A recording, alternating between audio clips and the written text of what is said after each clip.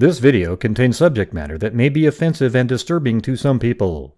If you are the type to require a warning throughout a video or show, let this message serve as your warning. This channel discusses the harsh reality of true crime. If this warning is not sufficient for you, consider a different genre and unsubscribe from my channel immediately.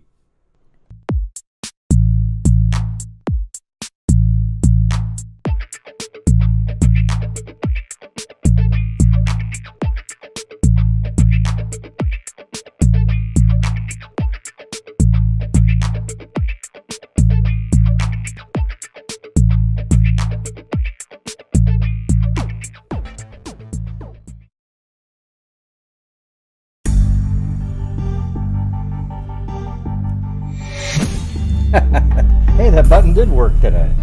I didn't think it was going to work, so I didn't even try to press it. You. How's it going, everybody?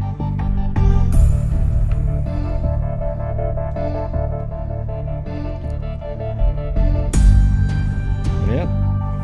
74 in the chat. 74 in the chat.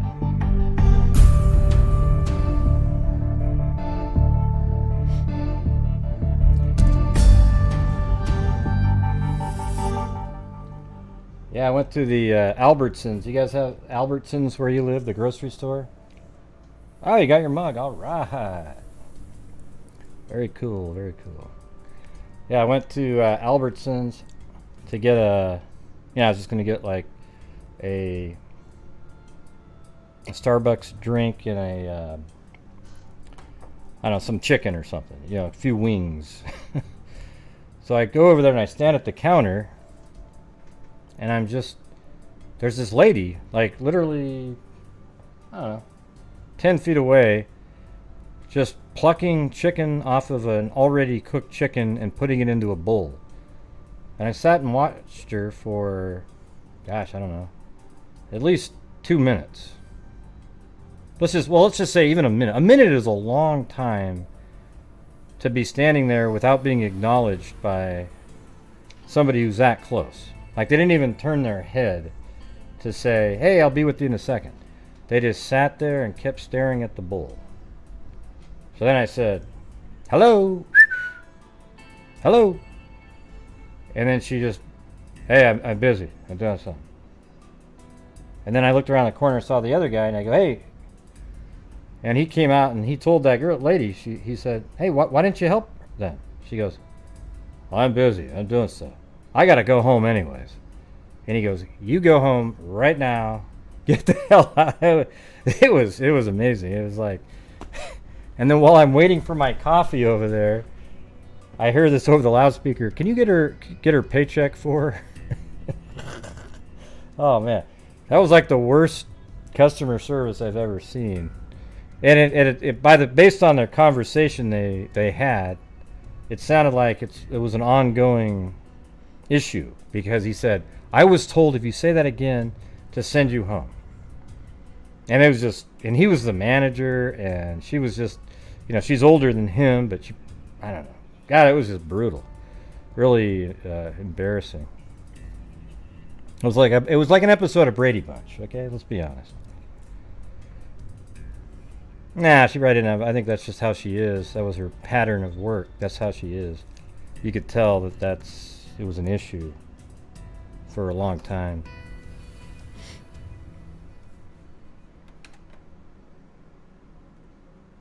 Yeah.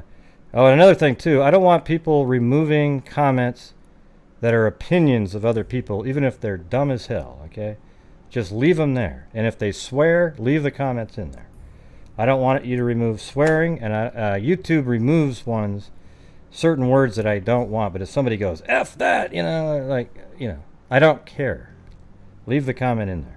So leave the comment in there if it's a swearing, unless it's, I think it'll be obvious which ones you know. I have it set up where it removes certain comments, right? Then also just let people have opinions, even if they're really dumb. Okay, those do happen.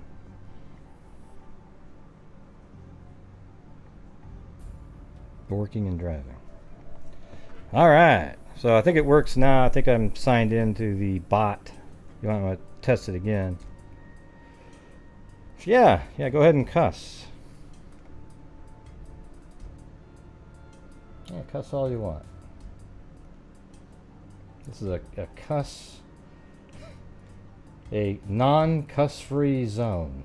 Alright? It was funny, I got pushback for my comment when I said, I can't remember my name. You know, like Biden. And then people go, I like Biden, Gray. What about Trump? Well, I wasn't talking about Trump, you idiot. Okay? I'm talking about Biden.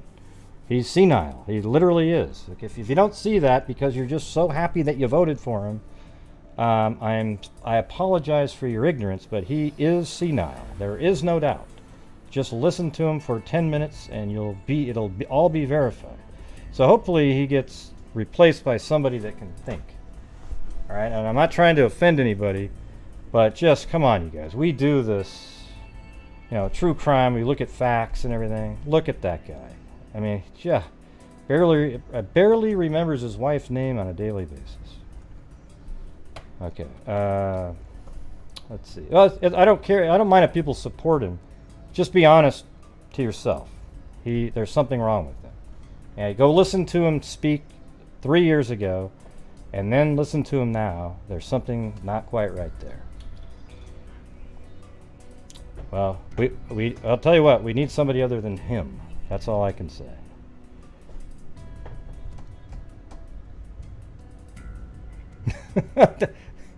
Yeah. So you can save your your retorts and everything back.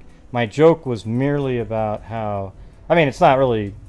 It's sad, but at the same time, the joke is that the entire media tries to hide it. And it's just like the other day on CNN with Don Lemon. Oh boy, wow! You could barely. It was excruciating. I don't know if I have a favorite cuss word, Jake. What's yours? Here we go, everybody. Let's do a poll. I'll type in the F word and all these other, and then you can choose which swear word is your favorite. Oh, there you go. There you go. So Heather likes that word. You know, the F word is so great for just as an adjective all around all the time, right? It doesn't mean that you're dumb or lack vocabulary. It just means that's what you like to say.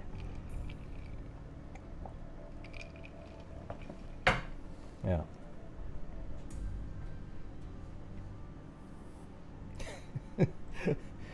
That'd be funny if I did a poll, though, right?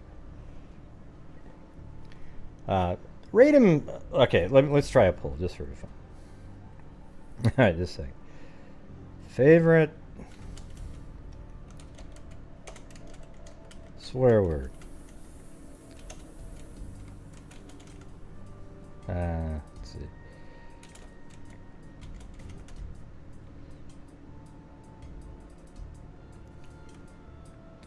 I don't really know. Well, I'm trying to. I can't. I don't want to put the word into the poll. Let's see.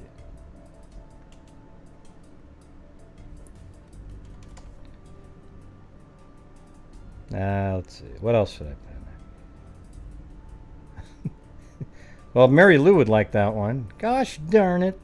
There you go. Mary Lou would like that one. Gee. Right, Angela? All right, so here we go.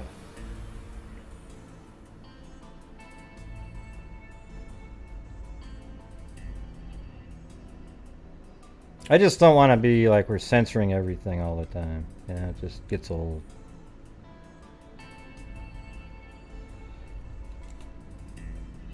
Okay, what's another one? Shoot. Dagnabbit. Oh, is it already out there? Oh, cool.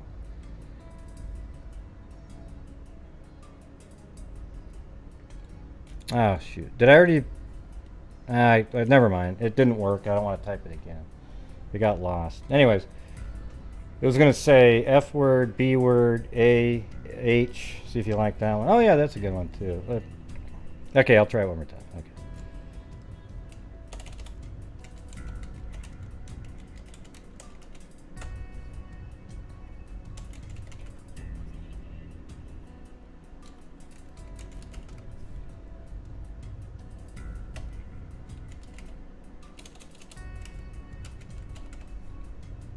And then what was the other one? Yeah. All right. There. Out of the list today. Oh, sorry about that, Sandy Lee G. We missed out on that one, but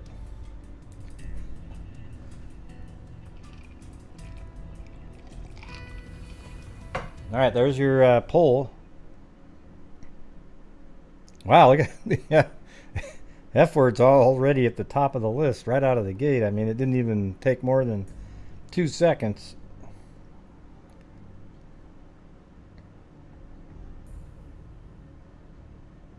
You voted in the poll. Wow, good for you. Good for you. All right, we'll do it for like another 20 seconds or so. And again, you could tell if I just had put Summer Wells in the title, we'd have another 600 people here. But that's not what we're covering tonight.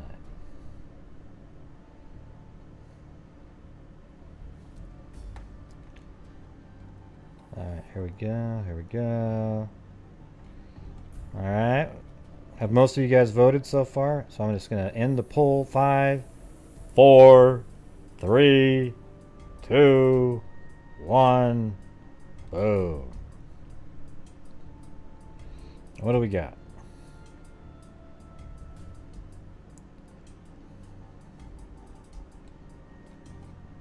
There it is.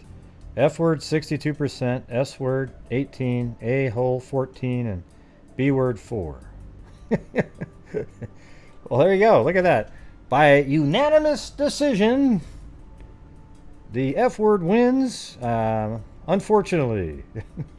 it is a great adjective, but I don't know. I just thought that was funny. It just kind of randomly popped up. You know what I'm saying? You know what I'm saying?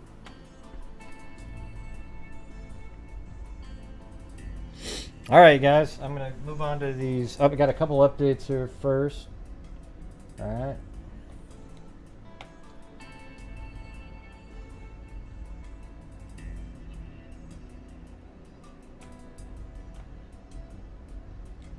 Okay, so you guys remember the Wilma Ball case that we got right here on the screen?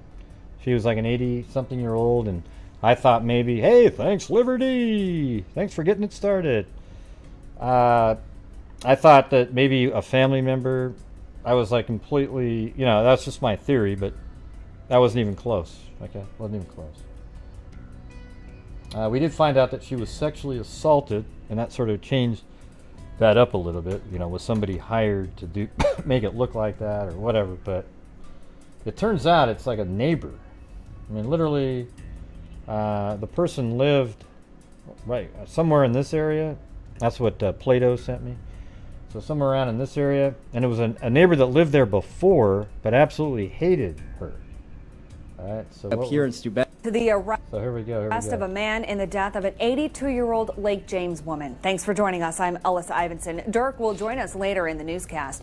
A 29-year-old is being held without bond, charged with killing Wilma Ball. OAN 15's Chris Darby continues our coverage tonight from Lake James. Work happening today on the house where Wilma Ball lived here in Lake James. Today, all the neighbors talking about the arrest of the man who has connections to a home right across the street. That home just feet away from where Wilma Ball slept. So let's take a look at that, and then I think we can probably, I think it might be just right there. Not this one. Let me just look at, see what's around it really quick. There's a shed. There's the shed. Okay. So here's a shed right there that you see right here. See that shed? And then you can see that shed right there. And they're talking about it being... Was the one-time home away from where Wilma Ball it's the greenhouse. Was the one-time home... So that's the house right next to the shed. So that's going to be... Look how close that is. That's crazy.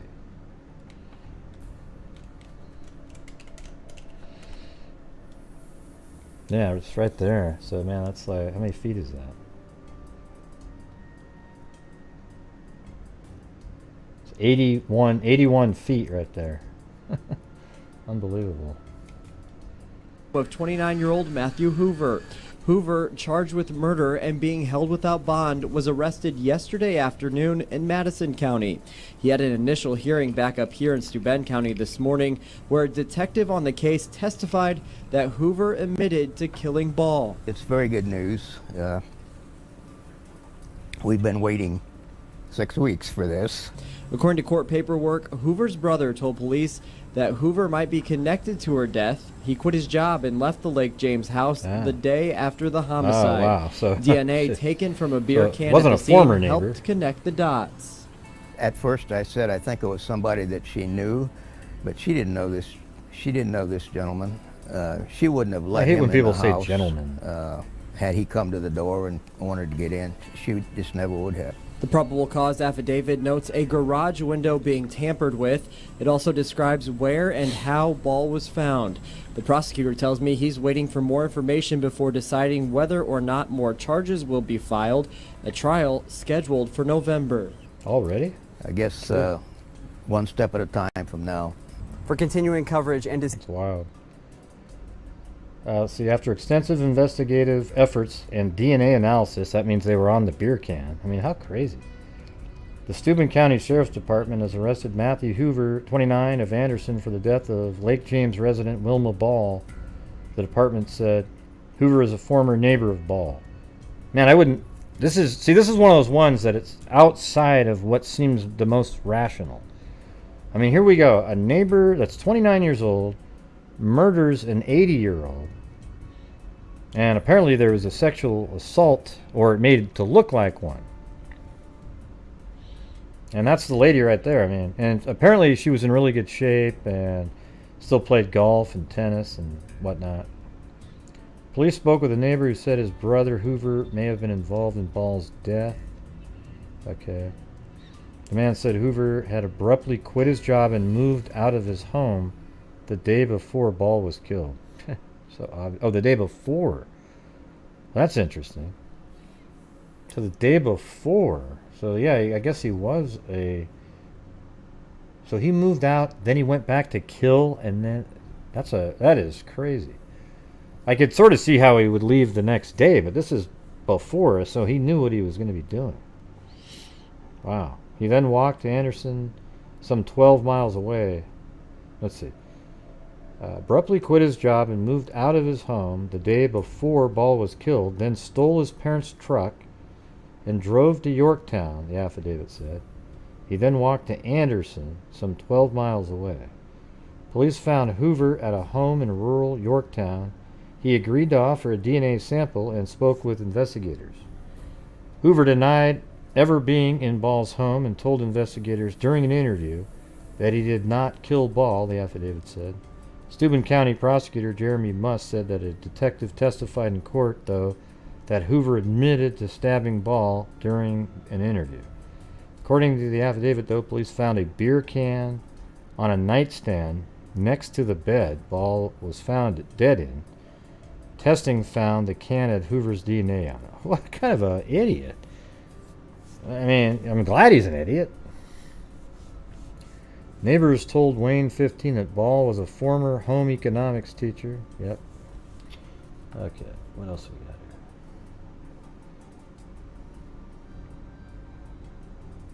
As soon as we were able to get some satisfactory DNA, they immediately executed the arrest warrant. The whole neighborhood is such a quiet neighborhood, so we are pleased that someone is in custody. Back to you, Jim. A judge in Steuben County has set the trial date for the man police and prosecutors say stabbed an elderly Lake James woman to death inside her home. Thanks for choosing us tonight at 6. I'm Krista Miller. And I'm Brian McElhatton. It's possible that man could face even more charges connected to this crime.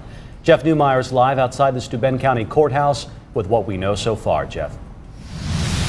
Yeah, Brian, Krista, inside this courthouse today at a hearing, 29-year-old Matthew Hoover heard the murder charge lodged against him and learned that he'll stand trial November 29. Now, authorities say that he cut 82-year-old Wilma Ball's neck June the 23rd and left behind evidence, actually, that other crimes may have been committed. Now, Hoover has been living in Anderson for several weeks, but in late June, he'd been living with his mom and stepdad in a home right across the street from Wilma Ball. Her body was discovered on her bed by a couple of friends who got worried when she failed to show up for their scheduled golf game. In the court narrative, we learned she was found wearing no clothing below the waist, and that police almost immediately suspected she might have been sexually assaulted. A garage window near the front door of the home was cut or torn and may have provided access for an intruder. On July 1, about a week after the crime, a neighbor told police he thought his brother, Matthew Hoover, might have killed Wilma Ball. He said Hoover quit his job as a nurse's assistant and stole his parents' truck, then fled town the day after the murder. Police caught up with Hoover that same day. He denied any involvement in the death and insisted he'd never been in Wilma Ball's home. But police say he agreed to have his cheek swabbed, and yesterday we're told DNA test results came back tying Hoover to the crime scene primarily through some beer cans that had been discarded at the scene. We talked to neighbors and the prosecutor about how hard it has been for the victim's family. They've been through a lot. A lot of the murders that you have, maybe you have a suspect right away and people, you know who did it. Maybe there's an immediate arrest. In this case, there was a lot of unknown at the beginning, and so that certainly took a major toll on them. And I think not just my own, but everybody's hearts are broke for them and what they've had to endure. We haven't known what was happening. It's been very kind of scary with somebody out there. We didn't know what was going on, and very nerve-wracking. Were you happy to see what happened yesterday? Yes. It was kind of nerve-wracking to go to bed at night and not know what was going to happen, but we always kind of thought that Wilma knew who this was. But somebody, I can't remember who messaged me, but somebody said that this guy hated Wilma Ball. I don't know why. I don't think she knew him. Now, Wilma Ball's stepdaughter talked to me briefly today, saying family is relieved to see an arrest being made. Hey, thank you, Angela. But they Vincent. still face the prospect, Brian and Krista, of painful trial testimony coming up in November. Back to you. Yeah, this is going to take a while to play out in the legal system, Jeff. Thanks. Wow. God, that's just so... I mean, did anybody think it was going to be something like that? Like a next-door neighbor 81 feet away that's 29 years old, killing an 80-something-year-old woman, 82-year-old woman, and sexually assaulting her. And, I mean, that is just... See, that's one of those outlier cases right there. So that's why you can never quite say anything. Like, oh, yeah, this is 100%. You know? A lot of people do that. I just try to do, like, theories and think this seems kind of likely or something. But what I thought was likely in this one, nope. Wow, wasn't even close. Man, unreal. And then also, Plato sent me... Oh, God, he's his Facebook page has been blocked already. That was in existence a few hours ago. So he's already locked that sucker down. That's probably smart. Probably something that Don Wells probably should have done, huh? To avoid all the idiot trolls that show up there making comments. All right, here's an update on I think Chad Daybell, August 5th. Today we filed our notice of intention to seek the death penalty against Chad Daybell. Oh, wow. So they're going to take out the evil spirit. Maybe send him right back to the behind the veil. Except it won't be that fun and pleasant for you there, Chad. I mean, remember how happy you said that Tammy was? Oh, yeah, Tammy's just so happy. Well, at least that's what Julie Rowe was telling everybody. She was absolutely enthralled with the fact that you're boinking Lori right after you killed her. As a matter of fact, even before, Chad. Yeah, I'm sure that was really true. Chad's one of the worst type of people on the planet. He's a monster. He's right up. He's really similar to people like Charles Manson, those kind of people. But with a happier looking stupid ass face that he had on there. God. Our process in making this determination was lengthy and comprehensive. We conferred with those immediate family members of J.J. Vallow, Tylee Ryan, and Tammy Daybell, who have indicated a willingness to speak with us and allowed them the opportunity to provide their input. Oh yeah, I'm sure. See, this is exactly the thing right here. Most people, when you're confronted with what do you want done to somebody who kills one of a kid or a family member of yours, is going to want some really severe punishment. Hey, you got your mug, beholder? Do you have some really long eyelashes on there too? Anyways, thank you. Yeah. All right, so the mugs are making their way out there, everybody, for the contest participants in the contest that we had, when we were mocking all of the weirdos that were doing tests on the milk jugs to see how cold it is. We even had a couple of them show up to the show the other night saying, "Have you tried it? Man, it's really cold and everything." No, you know what? I didn't, because I'm not nuts. All right. Yeah. So, anyways, those mugs are all out in the.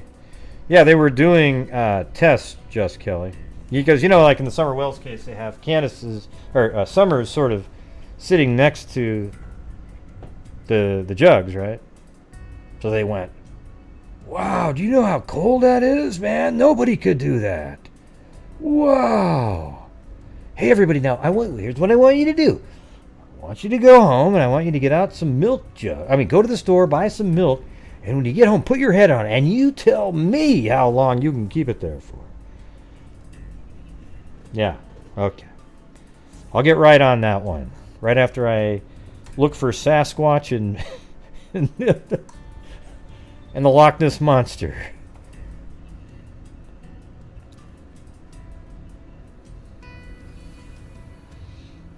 Yeah.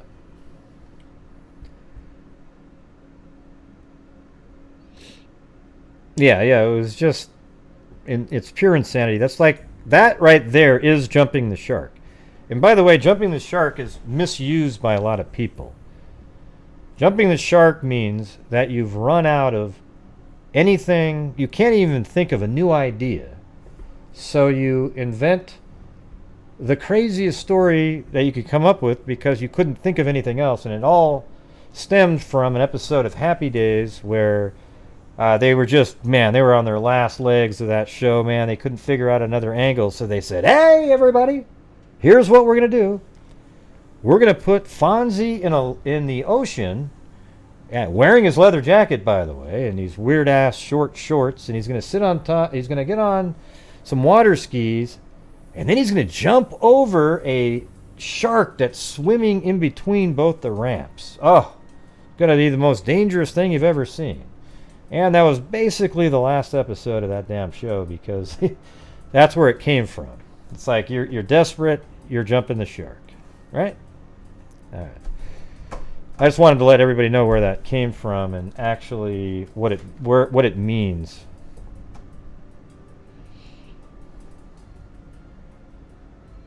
Yeah, pet pictures didn't count. You had to send in a contest picture.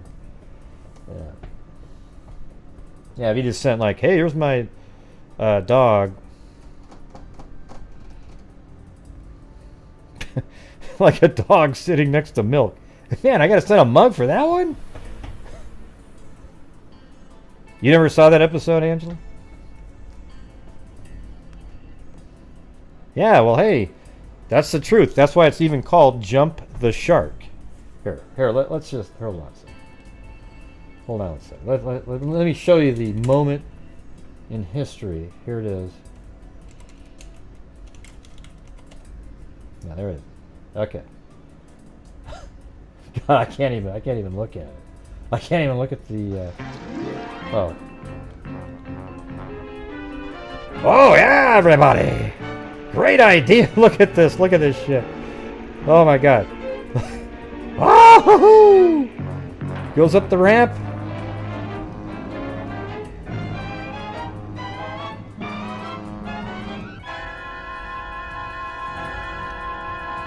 Oh, I guess there wasn't a ramp on the other side. Sorry. Yeah! Oh my God. Chachi. I mean, it's just. And that's it, everybody. See, that's what people should play when people get desperate and tell you to, like, they don't have anything else to talk about, so they have you do experiments with your face on milk. That's jumping the shark, okay? I know, he's got his leather jacket on. Are you kidding me? That made it doubly scared, right? Because if that sucker went in the water, oh, he's toast. That jacket's done, right?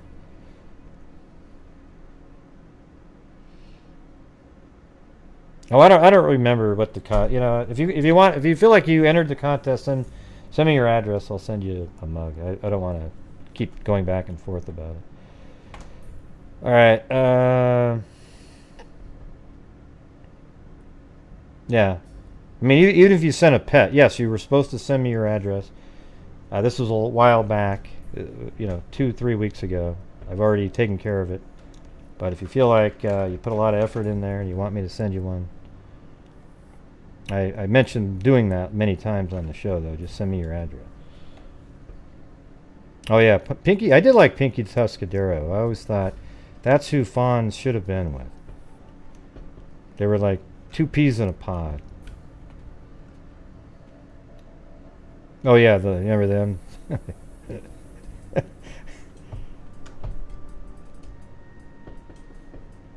lot of grief for what? What happened, Cammy? Yep, no problem. Alright. Okay, so we talked about Wilma Ball. Oh yeah, I wanted to show you guys this. This was awesome. This gives you an indication here of a night vision rescue. What it looks like. Look how crazy this is. Watch this. This was an autistic boy. I don't remember how old he was, but he was missing. And then look at this. Watch this. Like they're just looking around. Oh, look at there's a little dot down there. Oh yeah, zoom in. And so there he is right there. And it's pretty sweet because then he starts sending in coordinates to the GPS coordinates to the rescuers, and they come driving in. Look how amazing that is. It's just that little dot. So that's how effective those are. Of course, if you're under trees, it's hard to get the heat signature off of it. He just happened to be out in an open area. Now look at those are the people coming towards him. And some genius is beaming their light right up at the helicopter.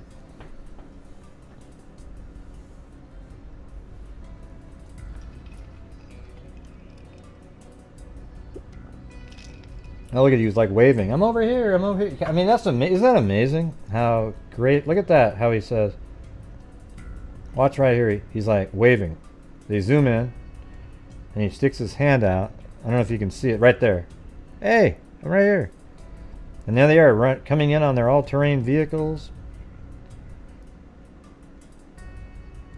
And they know he's autistic, so I don't know if they have special... He seems like he's aware and he wants to go with them. So he's got his hand reaching out, and then he... Ah, look at that. Officer picks him up, gets him on that vehicle, and, you know, they get the hell out of there.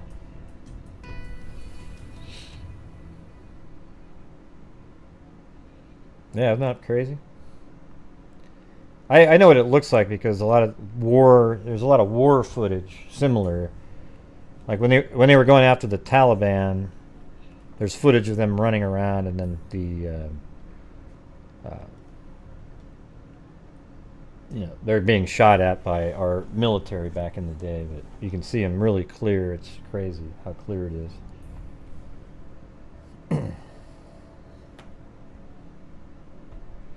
Yeah, awesome. All right.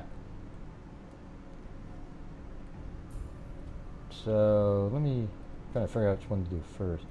Okay, I'm gonna do this one first. Michelle Louise Wyatt.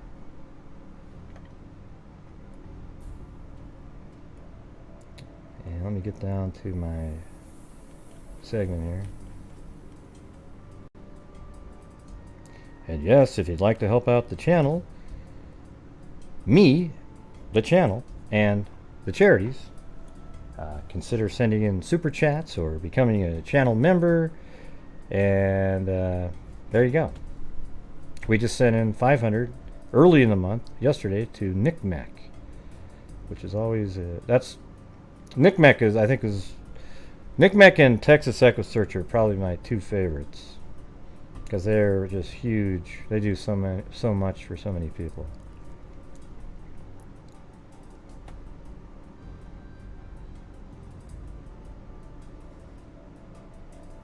Hey, thank you, Cammy Curry.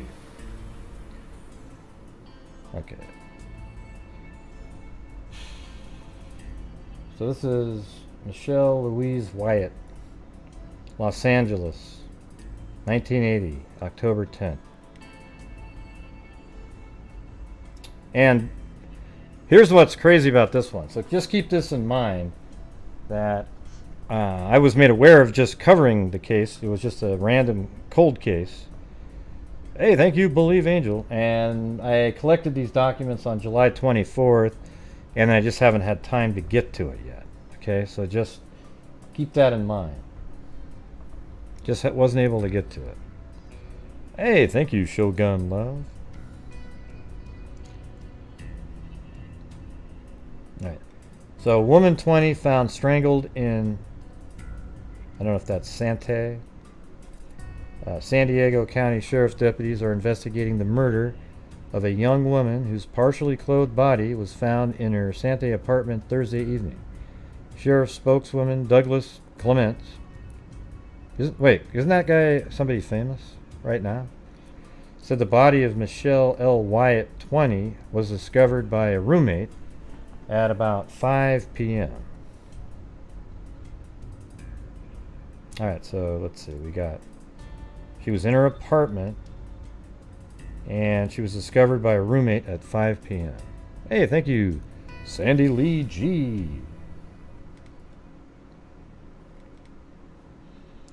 Toxicology report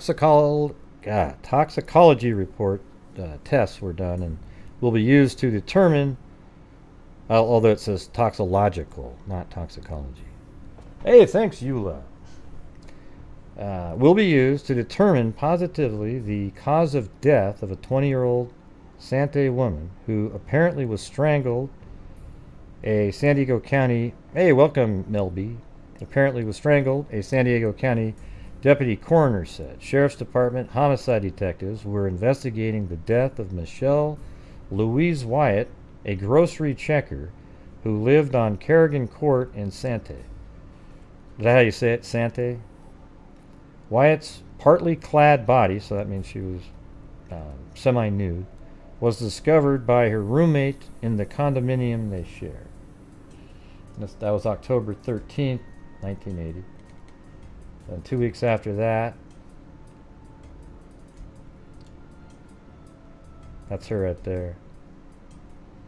Michelle was a beautiful 20-year-old who worked as a, this is actually at October 27th, and then somebody was writing these opinion pieces. Michelle was a beautiful 20-year-old who worked as a checker for Safeway in San Diego. She liked scuba diving, dancing, aerobatics, and was a very good artist. She was also taking classes at Grossmont College. One neighbor described Michelle as bright, bubbly, and beautiful. She had everything going for her. She was beautiful, but not a snob. She was the kind of girl others would envy. She was very friendly and outgoing. On February 9th, Michelle was strangled to death in her condominium People heard her scream, but no one responded. No one called the police. This was the tragic story told to Times by Joan Bognuda of Santa Maria. She and others grieve the death of Michelle Wyatt, a young woman who grew up in Bognuda's own children. Up with Bognuda's own children. Bognuda's concern for this too close to home slang has led her to establish a reward fund for Michelle to help find her murderer. People need to become involved, she stated. As human beings, if we don't try to help each other, this type of needless death will just go on and on. Bognuda and her husband have been friends of Michelle's parents, Mr. and Mrs. Raymond Wyatt of San Diego, for many years.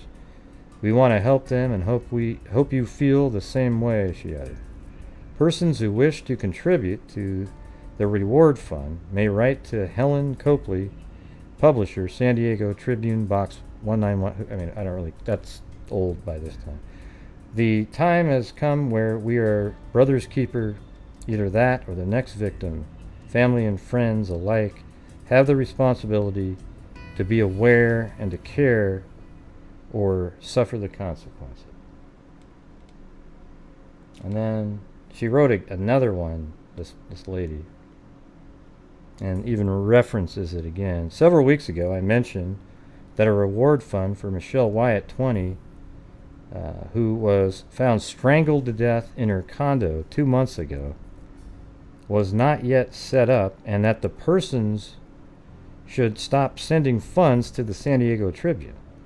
Joan Bognuda had set up the original fund because of her close relationship. See, this is weird. This is sort of similar to what happens on social media. When the wrong person sets up a fund, all hell breaks loose. Everyone goes, hey, why am I sending it there? It just creates a lot of problems. A grim reality that we sometimes like to hide from. I find that after receiving a very poignant letter from Wyatt's mother, who read the original column on her daughter in the Times, I owe it to you to pass it along. Miss Wyatt stated in the note that as yet there are no suspects in the murder, but that we are setting up a reward for the arrest and conviction of Michelle's slayer. For those who wish to contribute to the reward fund, which will be given to anyone who can give information. Okay, I'm just trying to figure out, let me see. I think this is just kind of clarifying. I mean, there was almost no coverage in the paper back then. Hey, thanks, Linda Howell. So I'm just going to, I want to keep reading it because it's just more about the reward fund. All right, then 1982. All right, this is a 1982 article, I guess, because it says published March 25th, 1982. And that's a memorial there. The Sandy condominiums in which Michelle Wyatt lived for the last 9 months of her life is typical for the hundreds of others that were constructed during the late 70s in similar newly developed East County neighborhoods. Back to back with only narrow lanes and asphalt between them, rows of 2-story condos run parallel along both sides of Kerrigan Court. I wonder, let's see, where is that? Let me just take a look at where that is. Kerrigan Court. And that's in, yeah, there it is, Santee, California, right there. I bet it's tiny if it's just a court. Yeah, so there you go. This is where she lived, right in this area.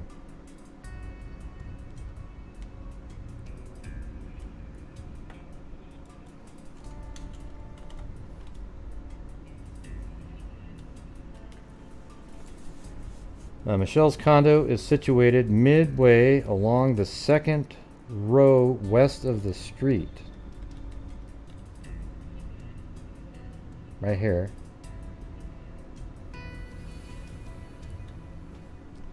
Facing a grassy knoll. That's got to be it though, right? Kerrigan Court. The second row. Oh, maybe the grassy knoll's in the back there. That's the parking. Let me see if there's a... let me go right there. Maybe there's an angle if I turn around. It's like right back in there. Yep. Ah, yes, grassy knoll. Oh boy. Yikes. Each condo's front door has a series of black steel numbers vertically aligned on its frame. Michelle is marked 10586.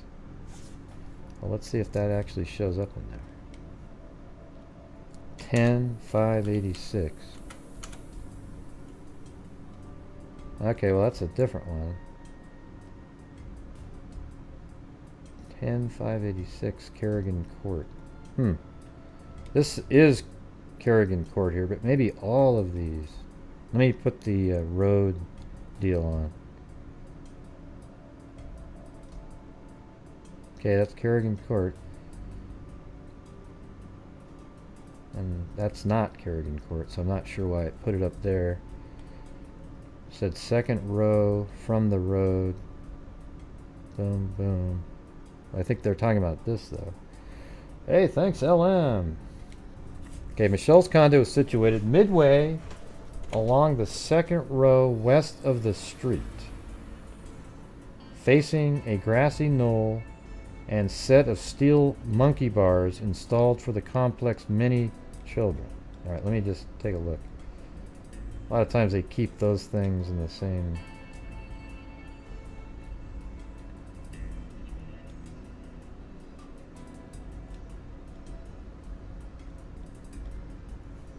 Kind of nice, cool looking there, isn't it? And this is where they said this was, so now it makes you wonder if what happens if I type in 10600? Does it just put it there? No? No, but they didn't. So it really does seem like they want it to be right there. I'll just put a pin there. Doesn't make sense though based on the description. What happened to Lady Love? What happened to her comment? What did that say? The Google moderator team? Weird. Okay, the living room furnishings inside range in style from traditional to modern, and overstuffed black and white plaid sofa matching a barrel chair, a marble wood rocker, a color television set, and a walnut stereo console. At the far end of the living room, directly across the front door, is a hallway.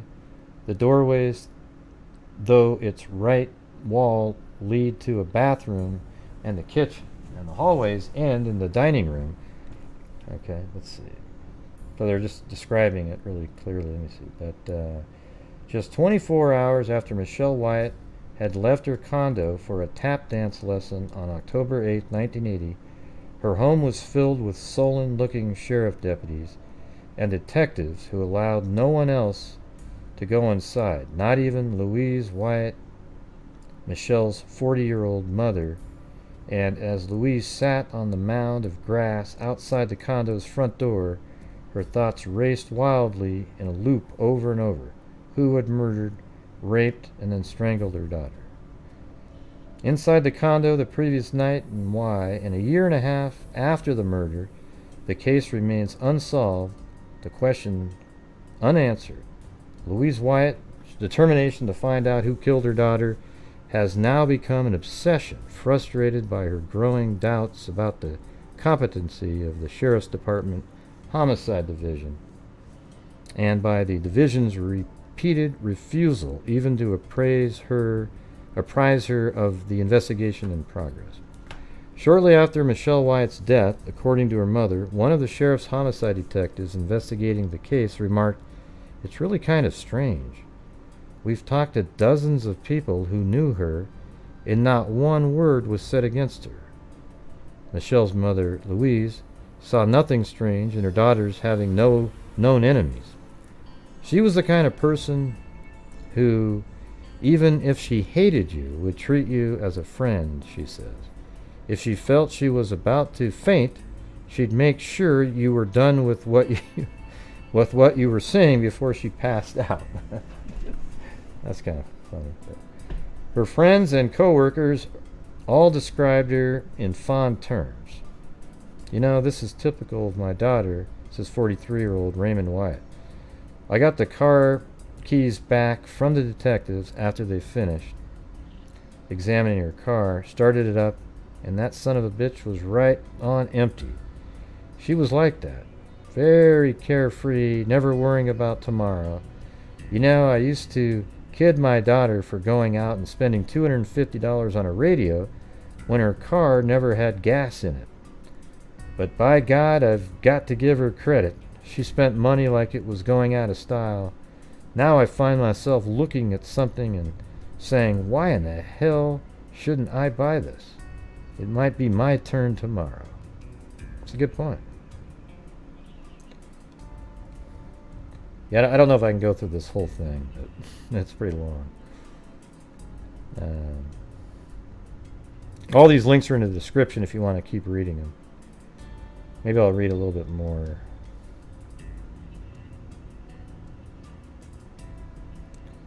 She was born to Raymond and Louise Wyatt in the Naval Hospital in Balboa Park in the early morning hours of February 9th, 1960, while her father was on his way back from an overseas tour of duty with the U.S. Navy, and her mother was staying with a sister in Spring Valley. It looks like she was into all kinds of scuba diving, stuff like that. She was also very close to her younger brother, Raymond Jr., born 10 years after Michelle, known in the family as Ray. Minutes before she began her 4-hour vigil on the grass in front of her daughter's condominium, Louise Wyatt had been lying in bed, recovering from whiplash injury she had suffered several months before. The telephone rang. It was Michelle's roommate, and she said, Mrs. Wyatt, I implore you, come over immediately. Something is drastically wrong, and hung up. I knew right away that my daughter was gone. I was shocked. I was shook up, and I didn't know what I would do if I drove myself. So I literally ran into the neighbor's house and said, will one of you please drive me over to the condo? It's hard for me to read this because it's really small and it's far away from my face. They knew something was wrong, so hopped in the car and off we went. When we got there, I jumped out of the car and dashed towards the condo. A sheriff's deputy started yelling at me to stop, so I just sat on the grass. I asked him, is my daughter dead? And he said yes. Until 9 that night, Louise remained seated outside the condo's front door, although she retreated inside an adjoining apartment for several minutes while the coroner pickup team carted Michelle's body completely covered with a large white sheet out of the condo door. What a nightmare. Raymond Wyatt was inside the San Diego Union Tribune press room, where he works as a foreman, when he too received a phone call, in this case from a sheriff deputy. He didn't say anything. He just told me to come over to the condo. I asked him what was the matter, and he said he couldn't tell me. I said, what do you mean? You dumb son of a bitch? You can't tell me? Maybe he didn't want to get me shook up, but I was shook up enough.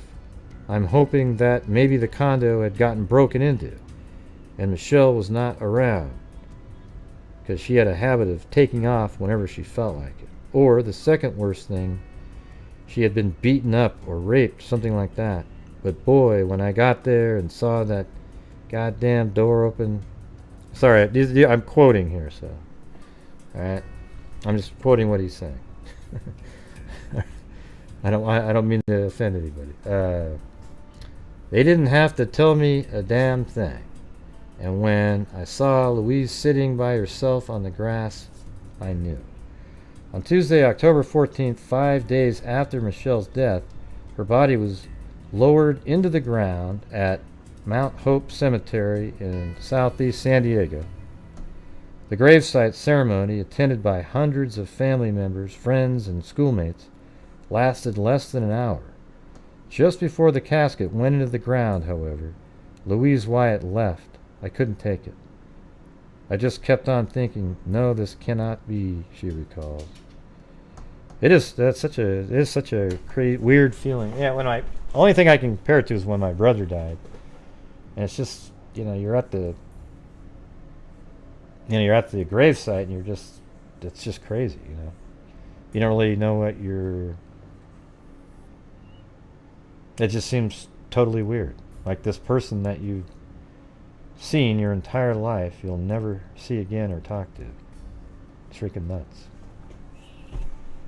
It just, no, you kind of just lose, things just seem so weird at that point. Yeah, shock. It's hard to even explain to people who haven't felt it.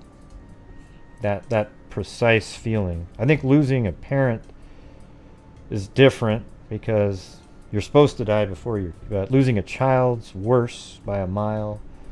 Probably losing a sibling might even be worse than losing a parent, I would imagine.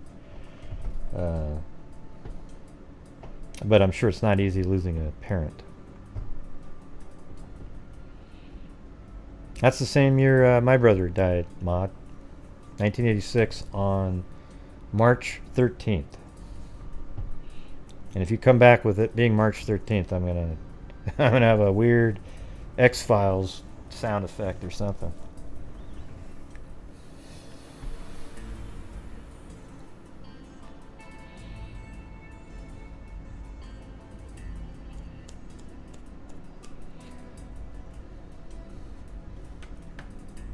And thank you, Liberty.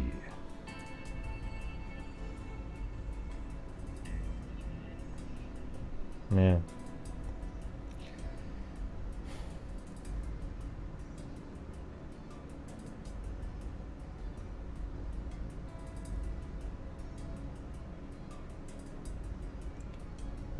Let's see. Now I'll just leave this article in there. You can take a look at it. But this was written back in 1982, so it's a huge article. But yeah, maybe you can get something out of it. I don't have the time to go over that whole thing. Nightmare. Okay, and then here's an article from 2020, or a video. We can play it. Keep hoping for that That's closure. the mom right there. I need it. A mother's desperate plea to find the person responsible for killing her daughter 40 years ago. 10 News reporter Rena Nakano spoke to cold case detectives and the family of Michelle Louise Wyatt, who say they're praying for a break in the case. Every Sunday to Mount Hope Cemetery. Without fail, Margaret Louise Wyatt makes the trip to this spot just to say hello to Michelle. Honey, I love you. Those were the last words I said to her. You can feel the pain of a parent who outlived her child. My only daughter. The pain of not knowing why she died or who killed her 40 long years ago. On October 9th, 1980, San Diego Sheriff's deputies taped up a murder scene on Kerrigan Court in Santee. A roommate discovered 20-year-old Michelle Wyatt lying in her living room. She had been raped, then killed. Cause of death was strangulation. The avid scuba diver, tap dancer, and young model so full of life was now lifeless. She was adventurous. Childhood friend Sue Sorrells remembers the moment that changed her life. It was the single most horrible thing. Detectives searched for clues, followed leads, but never named any suspects. The Wyatt family consulted a psychic, a Cherokee medicine man. They also spoke to 10 News just months after the murder, pleading for answers. I would like to get the reward going. Maybe it'll help bring the killer in. Maybe it'll save somebody else's life if that killer is caught. But for 40 years, the killer has not... rewards don't really work at all. I mean, very rarely do they work, but they help in sometimes. It's just adding another layer of publicity. Like, oh wow, it's up to 10,000, everybody, and there's a new article and that kind of thing. And every time you add a significant number to it, then there's another article. And that's really kind of what it comes down to, but they really don't work. It's like rarely work. Let's put it that way. Paid for what they've done, and the Wyatts still have no answers. She's forever 20. She'll never have a grandchild for me. She'll never be able to get married.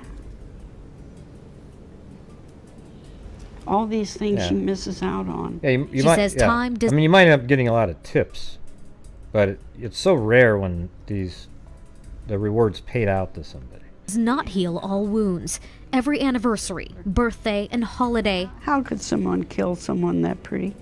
It triggers sorrow and desperation. It's great for me to look through and see pictures of my daughter, but it's very, very sad too, because she isn't here. So once again, 4 decades later, she's opening up to 10 News. I just keep hoping that someone will come forward and say, Mrs. Wyatt, I can help you. That's what I'm hoping for. If someone will just come over and say that. Perhaps a new set of eyes, a new DNA science will pinpoint the killer. Yep. So let me get to this next one here. This is kind of a longer look at it right here. Monday to Mount Hope Cemetery. Without fail, Margaret Louise Wyatt makes the trip to this spot just to say hello to Michelle. Honey, I love you. Those were the last words I said to her. You can feel the pain of a parent who outlived her child. My only daughter. The pain of not knowing why she died or who killed her 40 long years ago. On October 9th, 1980, San Diego Sheriff's deputies taped up a murder scene on Kerrigan Court in Santee. A roommate discovered 20-year-old Michelle Wyatt lying in her living room. She had been raped, then killed.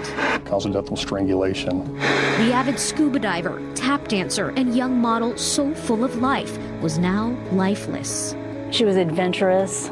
Childhood friend Sue Sorrells remembers the moment that changed her life. It was the single most horrible thing.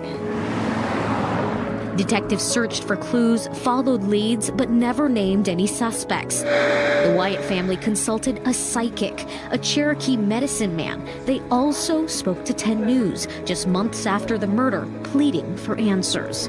I would like to get the reward going. Maybe it'll help bring the killer in. Maybe it'll save somebody else's life if that killer is caught. She's forever 20. She'll never have a grandchild for me. She'll never be able to get married. All these things she misses out on. She says time does not heal all wounds. Every anniversary, birthday, and holiday. How could someone kill someone that pretty? It triggers sorrow and desperation. It's great for me to look through and see pictures of my daughter, but it's very, very sad too, because she isn't here. So once again, 4 decades later, she's opening up to 10 News. I just keep hoping that someone will come forward and say, Mrs. Wyatt, I can help you. That's what I'm hoping for. If someone will just come over and say that. Perhaps a new set of eyes, a new DNA science will pinpoint the killer. We've had several very good detectives conduct follow-up on this case. This is a tough one, but like I said, there are advancements in technology. Or better yet, persuade the killer to come forward. If we're gonna do it, let's do it now. Let's get this thing solved. So for the first time, Mrs. Wyatt can finally know the truth of what happened to the young woman she visits every Sunday. Nani, So that's it. I mean, it's really sad. I mean, it's ridiculous. I mean, what was she was just, think how random that is. She's just sitting in the apartment, somebody breaks in, rapes her, disappears, never seen again.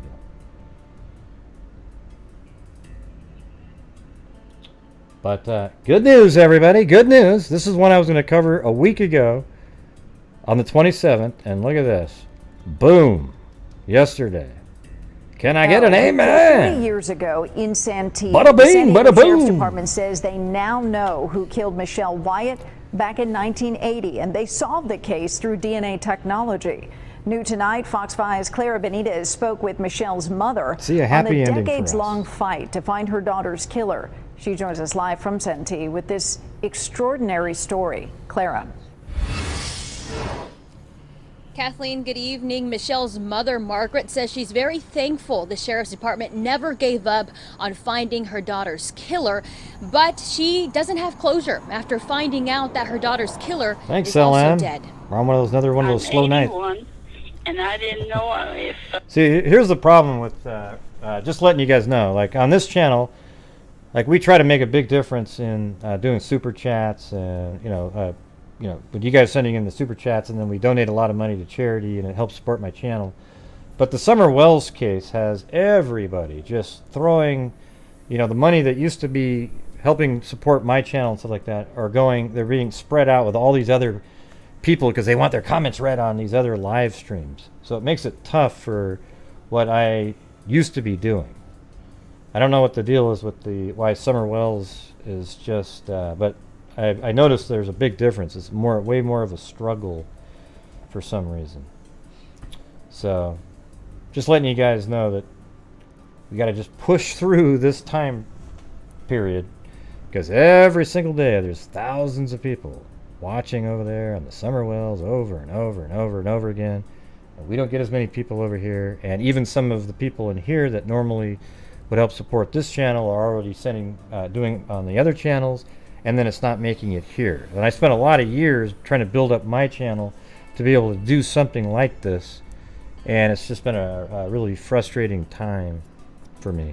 Hey, thank you, Jessica Schubach. Boom. I'd be able to find this out before I go. For nearly 40 years, no one knew who strangled and sexually assaulted 20-year-old Michelle She actually Lewis looks like my Wyatt niece. in It's her weird. Santee home after her Thanks, Allie boyfriend K. left and locked the front door on October 9th, 1980. Michelle was a very outgoing young lady. She was not street smart. And I often told her, Michelle, you've got to be very, very careful. There's a lot of bad people out there, honey. Michelle's mother, Margaret Wyatt, says after all these years, the sheriff's department didn't stop trying to find her daughter's killer. And they did keep in contact with me. They did let me know what was going on. And, they just did everything possible that they could. In September of 2020, the Homicide Unit's cold case team selected Michelle's case to be investigated using genetic genealogy, a way to research family history, tracing down John Patrick Hogan. The detective There he is. finally There's the whack tracked job. down family members, and the family members were very nice and they were very cooperative. That's him, and too. They helped. That's by what he looked like giving, back you know, then. DNA, and with that, they were able to track this man. Hogan, 18 at That's the amazing. time, The lived mom's a still mile alive, away from too. Michelle's home, attended Santana High School, and at one point lived Hey, in the thanks, same Mag. complex as her, sharing mutual friends, but never a suspect. Hogan died in 2004 at age 42 from a drug overdose. I was glad that he wasn't around to hurt somebody else, but I... Well, I have to tell you, this is what I love doing, is these kind of cases. The Summer Wells thing, I was trying to help out and try to get more rational conversation going, but I just find myself really frustrated with it. Just a lot of people stating things as fact that aren't, Hey, thank you, Daryl Montgomery. Bam! I'll turn it on, see if I can catch it. I got Daryl's on there. Okay. All right. And thank you very much, Mag. I like doing the cold cases too. That's for sure. I'm still lost. I don't have closure. And after there's no closure. There's no closure. So look at what's crazy is look at the dates here. See, July 24th. That's when I was trying to put this together to cover it, and I kept getting sidetracked, and I literally forgot that I had this folder And then the person who sent it to me, who's actually like an ex law enforcement, said, hey, look at that. The one that I sent got solved. And I was like, oh, crap. I mean, not crap like that, but like I should have covered it first, and then it would have been neat a few days later to have it solved. But, you know, either way, it's great for them. But I mean, like in terms of the timing for me. So anyways, I didn't cover it back then, and then these articles are from today. Yeah.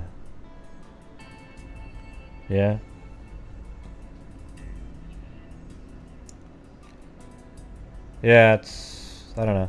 When there's something new, I'll probably talk about it now. But I got to get back to what we do here. We covered the cases that nobody talked about. Yeah, that's just the truth of it. 41 years. Margaret says there isn't a Sunday she doesn't go visit her daughter at Mount Hope Cemetery. You know what's funny? When you look at that a that doesn't look like a 1980 photograph, right? That looks like, right now, even though it's black and white, it's just really clear. I mean, look at that. That's pretty amazing to have that clear of a photograph.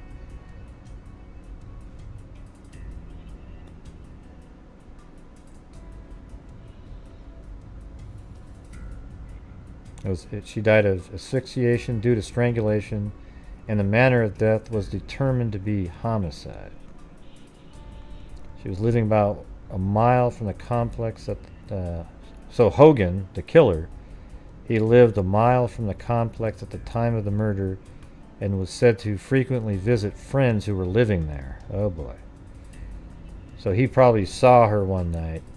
I mean, these people are just so sick. God, just sick. But I think is he still, I don't think he's alive though, is he? Let me think. Evidence that John Patrick Hogan to be the assault and murder Michelle Louise Wyatt, who was found dead October 9th, 1980. I think he died a long time ago, I think. Began in September.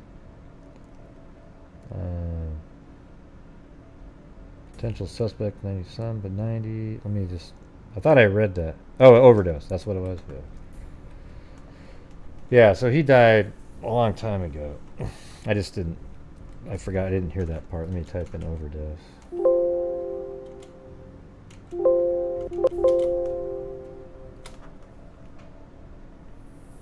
Yeah. I missed that in the article. I was reading what you guys were typing. Hey, thanks you. Thanks you. Wow, what kind of English is that? Hold on. Oh, no, that's spam. Thanks, Anon. Okay, well that was the Michelle Louise Wyatt case. Great news. Solved. Nightmare for the family for 40 years. There's no closure, ever. However, it's nice to, especially in a case like this where the guy already died, there's no, well, closure doesn't exist, but it's even hard to call it justice, right? There's no justice, as Tim Miller said, for the victim, really, because they were murdered. And then there's no justice for the killer because he died before justice was served. The good part about it is his name will be associated with a heinous murder throughout eternity. Okay, he's not going to escape that. So I like that part.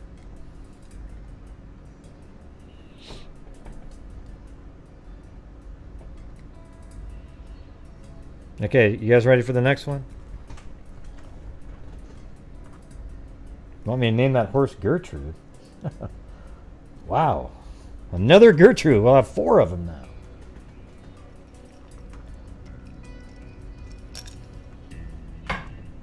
Okay, the next one is Sharon Hopper. That last case was in San Diego area. This one's Tampa, Florida.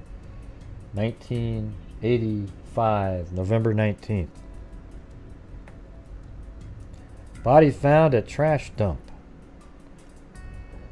A crew found the partially decomposed body of a fully clothed woman in a remote area of North Hillsborough County Tuesday afternoon. according to a sheriff's office spokesman. The unidentified woman was found at a trash dump at the southwest corner of Worley and Van Dyke. Oh yeah, I think this one is the... Hold on.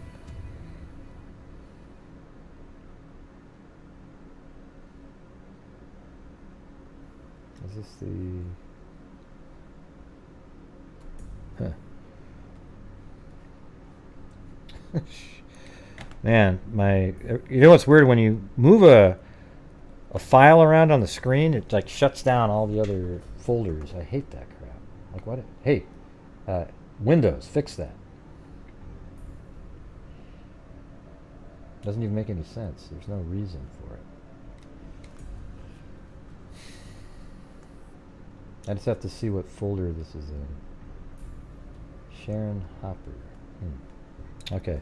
The unidentified woman was found at a trash dump at the southwest corner of Worley and Van Dyke Road, about 3/4 of a mile north of Dale Mabry Highway, said Sheriff's Office spokesman Jack Espinoza.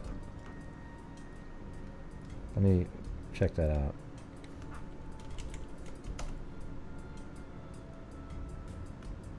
Sharon Hopper.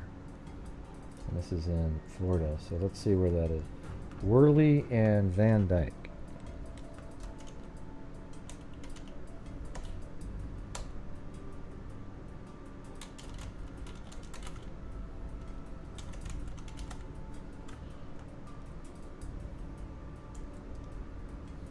Alright.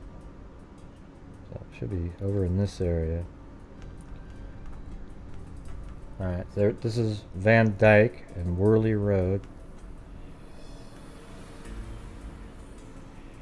A mile north of Dale Mabry Highway.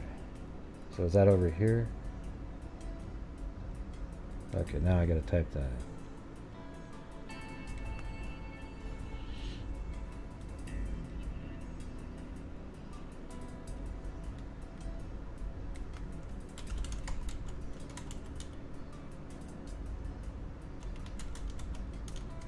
Highway. Okay, yep, there we go. So when they say north, that doesn't make any sense. Let me read that again. The unidentified woman was found at a trash dump at the southwest corner of Worley and Van Dyke Roads, about 3/4 of a mile north of Dale Mabry Highway. Well, that's over here. It's not north of anything. I mean, the highway... That doesn't make any sense.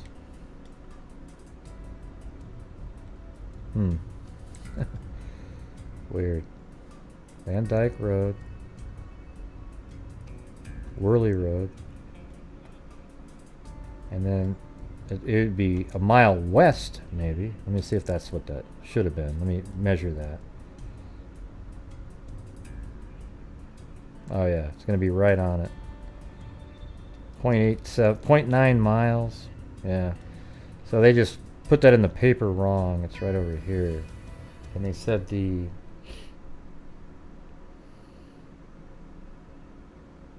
southwest corner. So this probably used to be a dump right here. Let's go back in time and see what it looked like. Go up here. Go back. This is 1985. So if we can go to 1995. Oh, there you go. Nothing. See that? Nothing there whatsoever. There's no homes. Probably a dump. You know, maybe back in that area.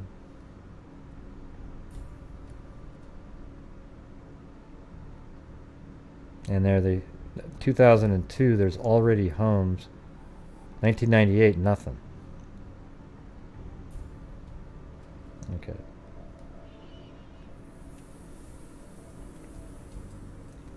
Look at maps. All right.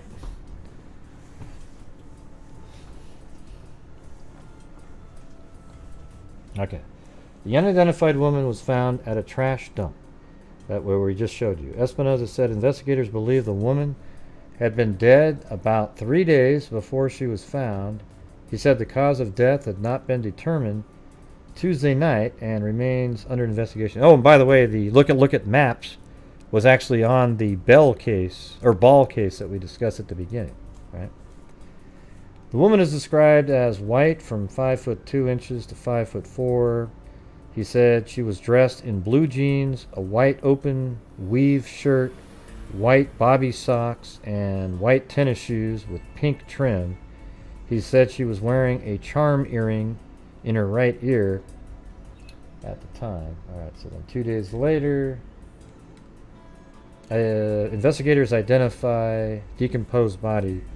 Hillsborough County Sheriff's investigators have identified the decomposed body of a woman found Tuesday afternoon as Sharon Joan Hopper, 25, of Tampa.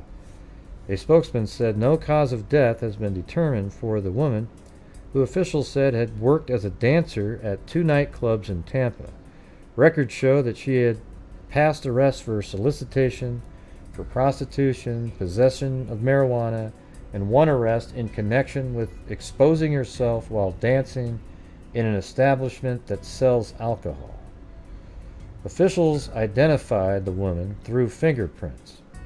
A Tampa Electric Company work crew discovered the body in a vacant field at the southwest corner of Worley and Van Dyke Roads. There he is, west of Dale Mabry Highway. See, there you go. The other article screwed up.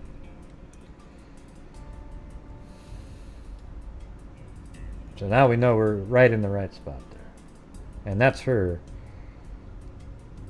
She was pretty. Murder victim, former resident of Citrus County.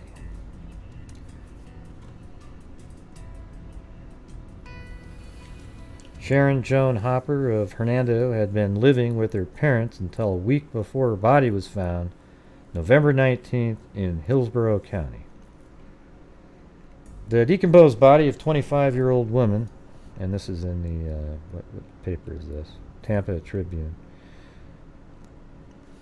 Let's see. The decomposed body of a 25-year-old woman found on the outskirts of Tampa last month has been identified as a former Citrus County resident, authorities said. The woman, Sharon Joan Hopper, was stabbed to death, and her body was found a week after the killing in a vacant field. Wow, so let's see. Death, and her body was found a week after the killing. Okay, so she was killed and then she was dumped in a vacant field. Hopper, a New York native, moved to the city of Hernando with her parents when well, let's see, are they really saying that? The woman, Sharon Hopper, was stabbed to death and her body was found. Okay, so she was found in the vacant field a week after. They just know she was killed a week before. They don't say that she was dumped there. But it's probably likely, I would imagine. She lived there about 3 years and then moved to Tampa, where she lived the next 4. However, about 2 months ago, Hopper moved back to her parents' house in Hernando for personal reasons. Authorities said Hopper was a nightclub dancer while she lived in Tampa. Records show she had previous arrests for solicitation, for prostitution, possession of marijuana, and 1 arrest in connection with exposing herself while dancing. Hopper was last seen alive at her parents' house on November 12th, said Cross and Craig Latimer, a sergeant with the Hillsborough County Sheriff's Office. She left at about 11 p.m. that day after an argument, and she apparently began hitchhiking back to Tampa, Cross said. Hitchhiking was such a dangerous thing. I mean, I can't tell you how many cases stem from hitchhiking. It's unbelievable. And those people, once hitchhiking became a no-no, nobody hitchhikes anymore. Those same people probably became truckers, where it was sort of easy to get somebody to get back into their vehicle again. You know, you're at a truck stop, they hang out there, and usually they're sex workers, so they'll willingly get into your vehicle instead of somebody wanting to get into your vehicle because they need a ride. On November 19th, a week later, a Tampa Electric Company work crew found Hopper's body in a field located west of Dale Mabry Highway. Authorities said they are not sure if Hopper was murdered there or at another site. There you go. Her body was decomposed, but based on autopsy results, it appears she was killed the morning after she fled her parents' house. I wonder if they're basing that on food content. I wonder how they would know that. Somebody had to get her from Hernando to Hillsborough County that night, November 12th, Cross said. Within a matter of hours after she left her parents' house, she was killed. Probably there was food in her stomach that hadn't been digested. Within a Cross and Latimer said no arrests have been made and declined to elaborate about the case. They encourage anyone with information to call them. Hopper was last seen wearing a white short-sleeved sweater, blue jeans, white tennis shoes, gold-pierced earrings, and a gold chain. She was also known as Sharon Joan Krause, authorities said. Okay, 1990, got another article here that I found. Tampa Bay Times. Those are the parents. Yeah, that always bugs me. You know, how devastated the lives of these. You see these parents holding up something with really almost no hope of finding a resolution. You know.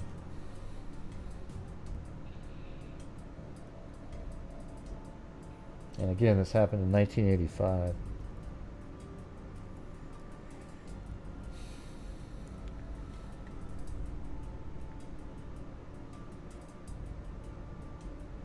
Right. Yeah, well, save your stories for when we have our true crime call-in nights, where you call in and tell your stories. In the days of Sharon Joan Hopper's nightclub dancing career, the 25-year-old feared for her life. She even told her parents how she wanted to be remembered if she died. She said she wanted to be cremated and she wanted us to scatter her ashes from a mountaintop, said Joan Hopper, her mother. We promised we would. That was 1984. Well, it was actually 85. Oh, that's when she said that, I guess. Almost 5 years after she died in Tampa, Miss Hopper's wish still is unfulfilled. But Miss Hopper and her husband, Ernest, hope they soon can carry out the task. Oscar Ray Bolin, Jr., the Ohio State prisoner indicted last week in the 1986 deaths of two young women in Hillsborough, is a suspect in Sharon Hopper's death. Miss Hopper's parents say they are just waiting to hear for sure that their daughter's killer has been identified.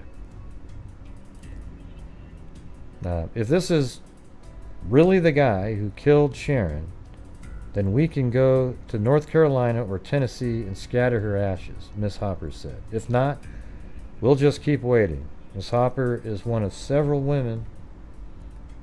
Hold on.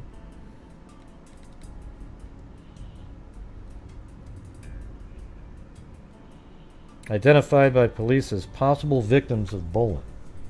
In the wake of the two murder indictments, Hillsborough Sheriff's detectives are trying to connect Bolin to an additional 6 killings, including the stabbing death of Miss Hopper.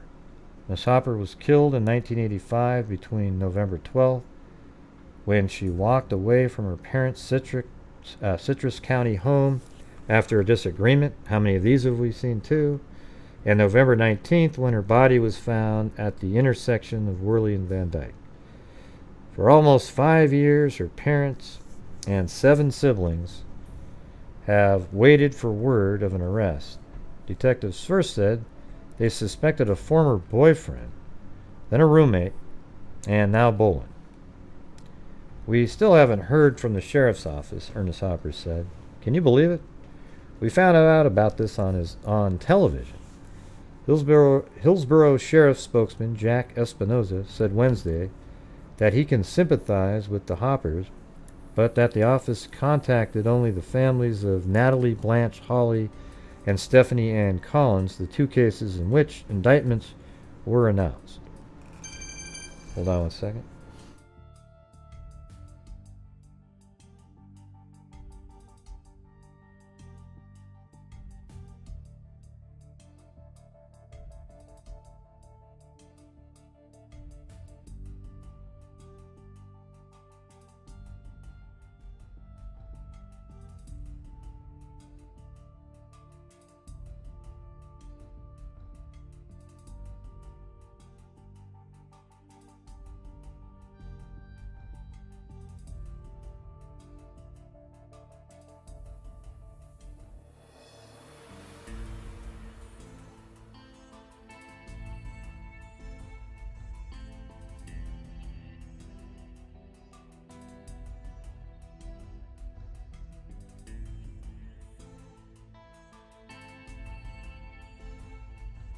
Yeah.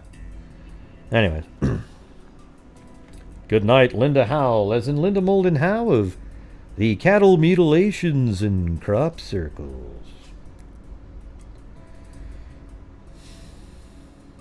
Let's see. We call the families once we're sure we have something. Hillsborough detectives won't say what they have to connect Mrs. Hopper's murder to Bolin. Let's see. On July 12th, an anonymous caller to the Fort Wayne, Indiana Police Department said Bolin had been involved in a number of murders near Tampa. Detectives soon found a car once owned by Bolin and have matched fibers in that car to fibers found in the bodies of Miss Hawley and Miss Collins. Bolin is serving a maximum 75-year sentence in an Ohio State prison. As if waiting to hear whether Bolin killed their daughter isn't difficult enough, Hopper also feel victimized by the revival of news stories about their daughter's police record. Yeah, who gives a shit? Okay, what she was doing. She was still murdered by a psycho. Just like the Lumberton. Hey, by the way, I'm just curious. Out of the people that are in here, put a 1 if you haven't heard of the Lumberton case that I've talked about multiple times. It's the 3 women, Megan Oxendine, Christina Bennett, and Rhonda Jones. You guys remember that? I didn't ask you to type a 2 in if you've heard it. I said put a 1 in if you haven't. Okay, we'll have to go over that one again pretty soon. Yeah, it's crazy. It's a really crazy one. That's pretty amazing. So many haven't even heard of it. Well, make sure you're here for that night. We've gone over it multiple times, but it's been a while.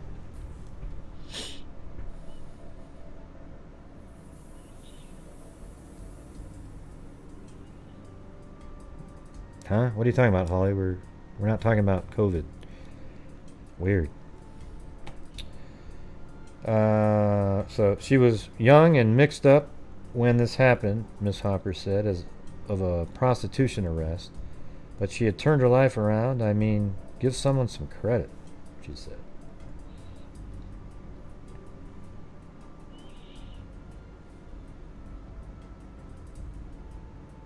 Right, I just said put a 1 if you haven't heard it, though, Jen. That's what I'm saying.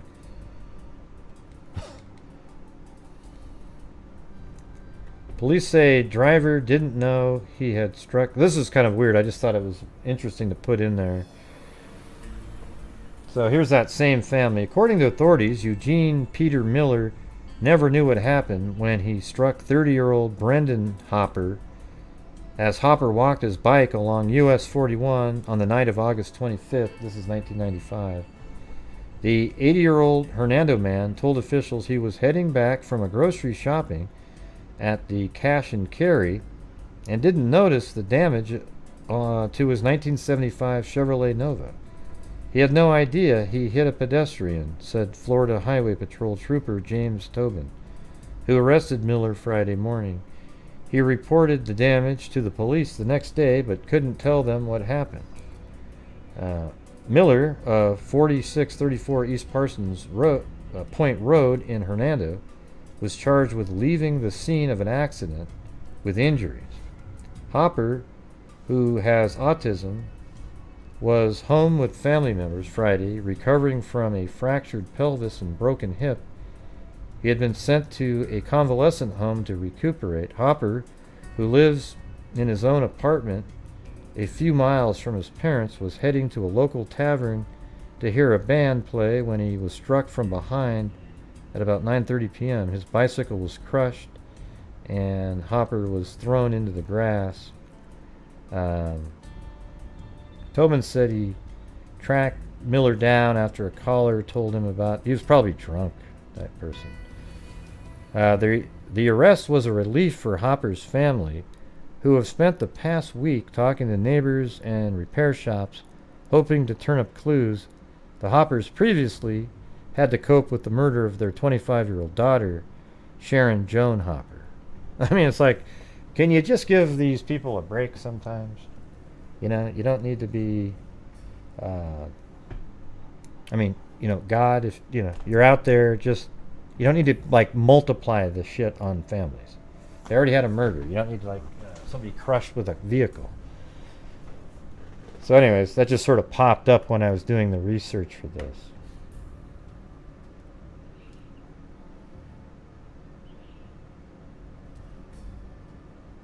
And here's another picture of her right there.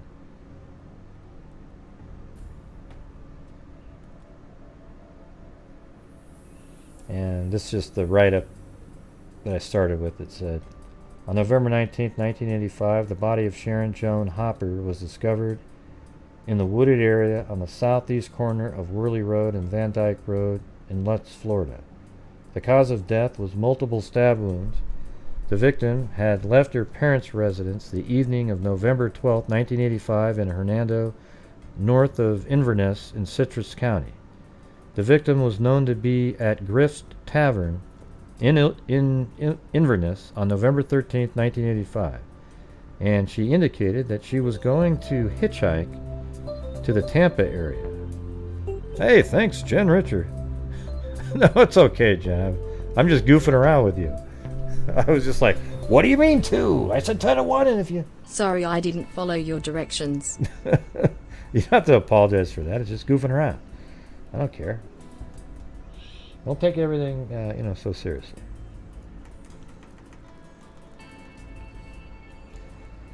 The victim was known to be at Griff's Tavern in Inverness. The victim was last known location was the Pickwick store on Highway 41 at the Pasco-Hernando County line at 2 a.m. on November 13, 1985.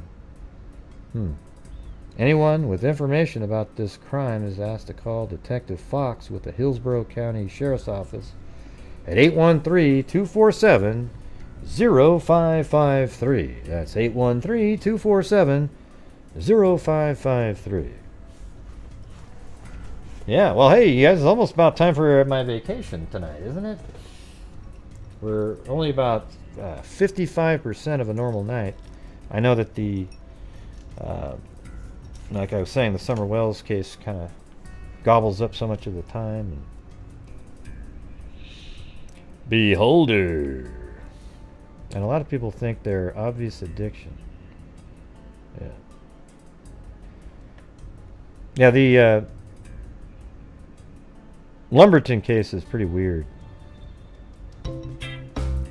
All right. Dun, dun. Oh, look at that vomit. A river of vomit by Beholder. An absolute river of vomit, not just...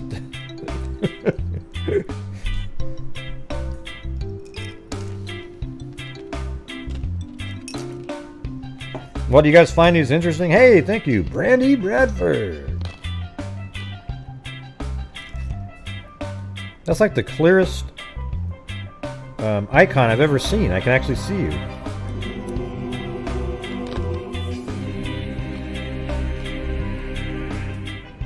Cheers. Dun, dun, dun, dun. Okay, because after this I've got 2 more to do. So. Thanks, Liver D. The poop head.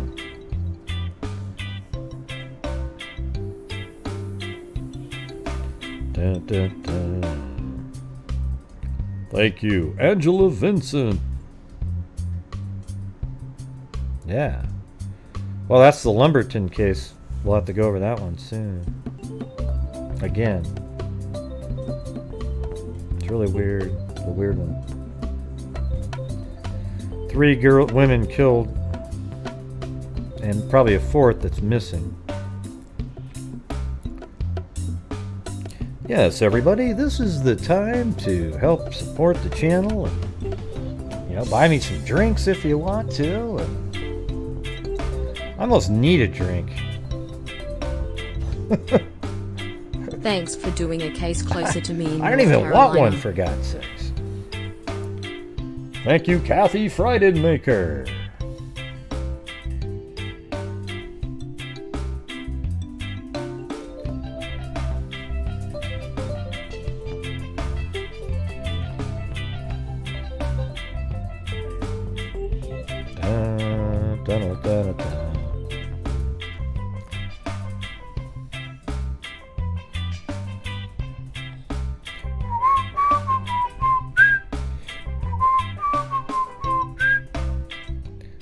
Alright, well heck, that's what I'm gonna go do then.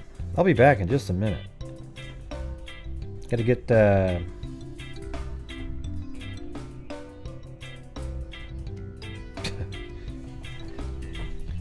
missing cases and yeah, there's a lot of people. Lumberton's the most dangerous town in the United States, really. It's just you don't want to live there.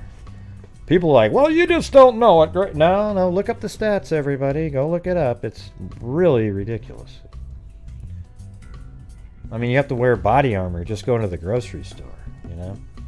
I actually saw a video of a guy that looked like one of the knights of the, you know, the people that do the jousting. He was walking in there. It was really weird. Hey, for margaritas!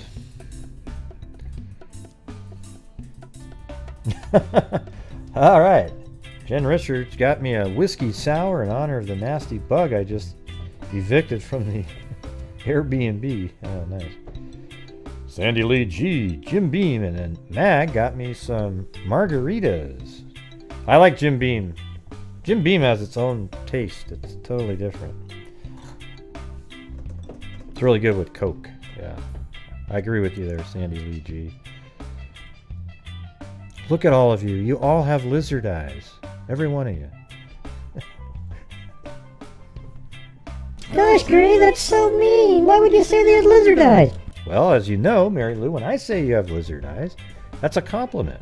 I meant it to be one. So it's sort of like an inside joke compliment. Gray, you're so crazy. Oh, yeah. Chewbacca. Oh, I'll be Chewbacca if you want me to. For margaritas. All right. Here, I'll be back in just a second.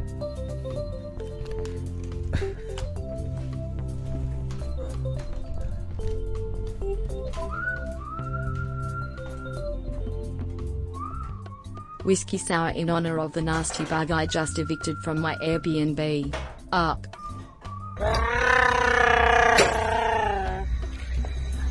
Chewbacca? Oh, I'll be Chewbacca if you want me to. Jim Beam and Coke.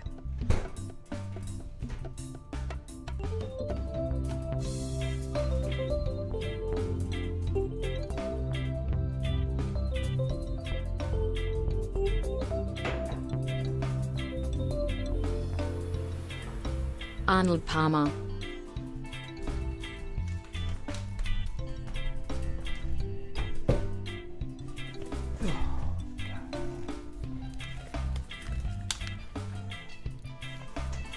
Yeah. Oh, by the way, remember when I showed you guys that shot put world record the other day? Well, that guy won the gold medal, and he was just short of the world record again. I mean, it was crazy. I stayed up till 2 in the morning watch. This is how ridiculous this is for me. Hey, thank you, Angela Vincent and Arnold Palmer. I've actually been to the bar where I think it was called something like Crow's Nest or something. All right, so here we go. Here we go.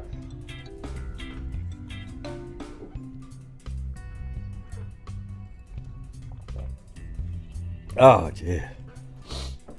That was almost like a tequila sunrise. Yeah, so I watched the YouTube version. Thank you, Brandy Bradford. I watched the YouTube version.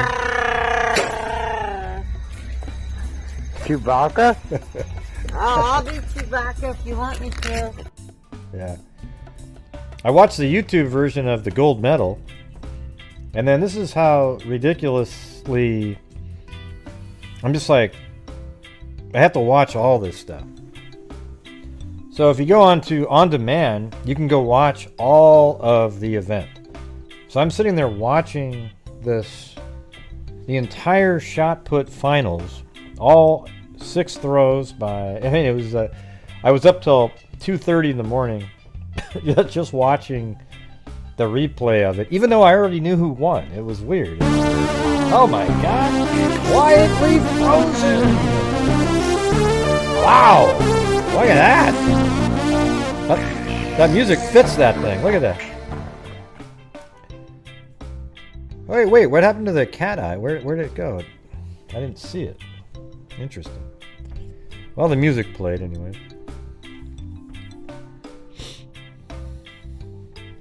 Oh, I bet you, maybe it's because, no?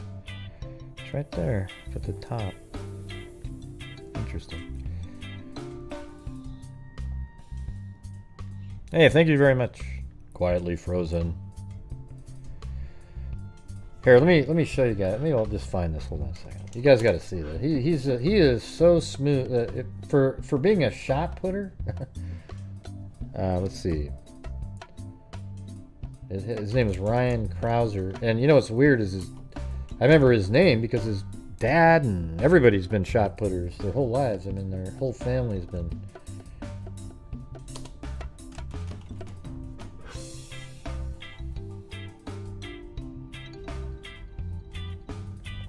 Yeah. All right. There you go. Okay, back now. But anyways, isn't that cool to see that? I mean, the world record was 75 something, and he just crushed the world record at the Olympic trials, and then was only about 7 centimeters short of the world record in the Olympics. But he broke the Olympic record, I think, 3 or 4 times in that competition.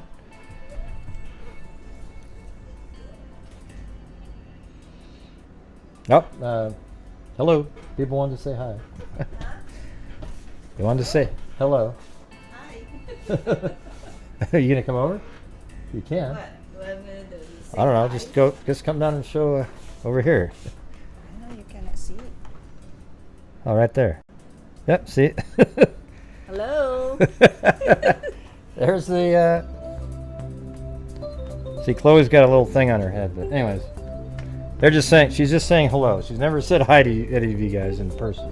Don't say hi, freak. Oh, God. Hi to your wife. He said hi, Have her freak. a coffee or tea or Gatorade. Oh. She just said hi, freaks. Oh, man.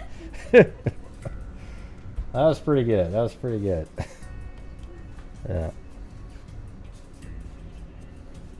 Hey. Well. Hey, at least you said, hey, freaks. I should get that recording. Yeah, funny thing is, she's looks a lot younger than she is. I won't say the age.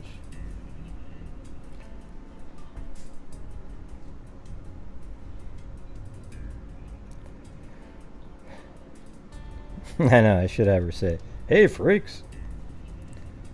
Yeah, yep, that's true, Zozo, that's true. Yeah. Well, thanks. I'm glad you guys, you know, she was holding the dog, so I said, hey, come on over. Yeah, poor Blue. See, that thing really bugs him on his butt. You can tell. Ew. Yeah. Huh. Poor guy. We're having him on antibiotics and whatnot.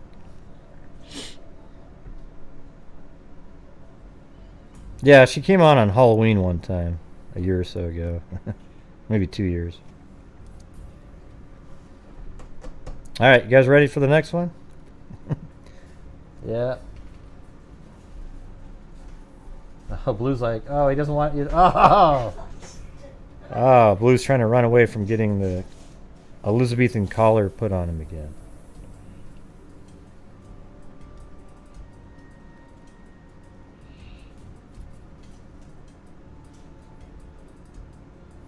Oh yeah, this one's interesting right here. Alright, here we go.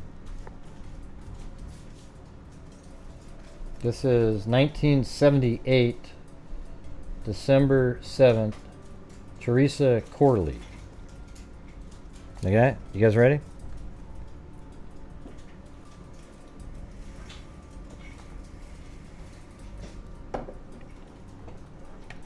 I think this is the one that reminds me a little bit of Savannah Spurlock combined with Matrice Richards. You remember Matrice Richards?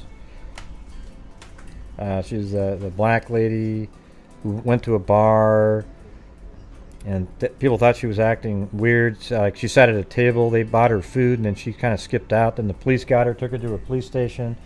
Then before her mom could get there, they released her, and then they found her body months later, or just bones up in a mountain somewhere.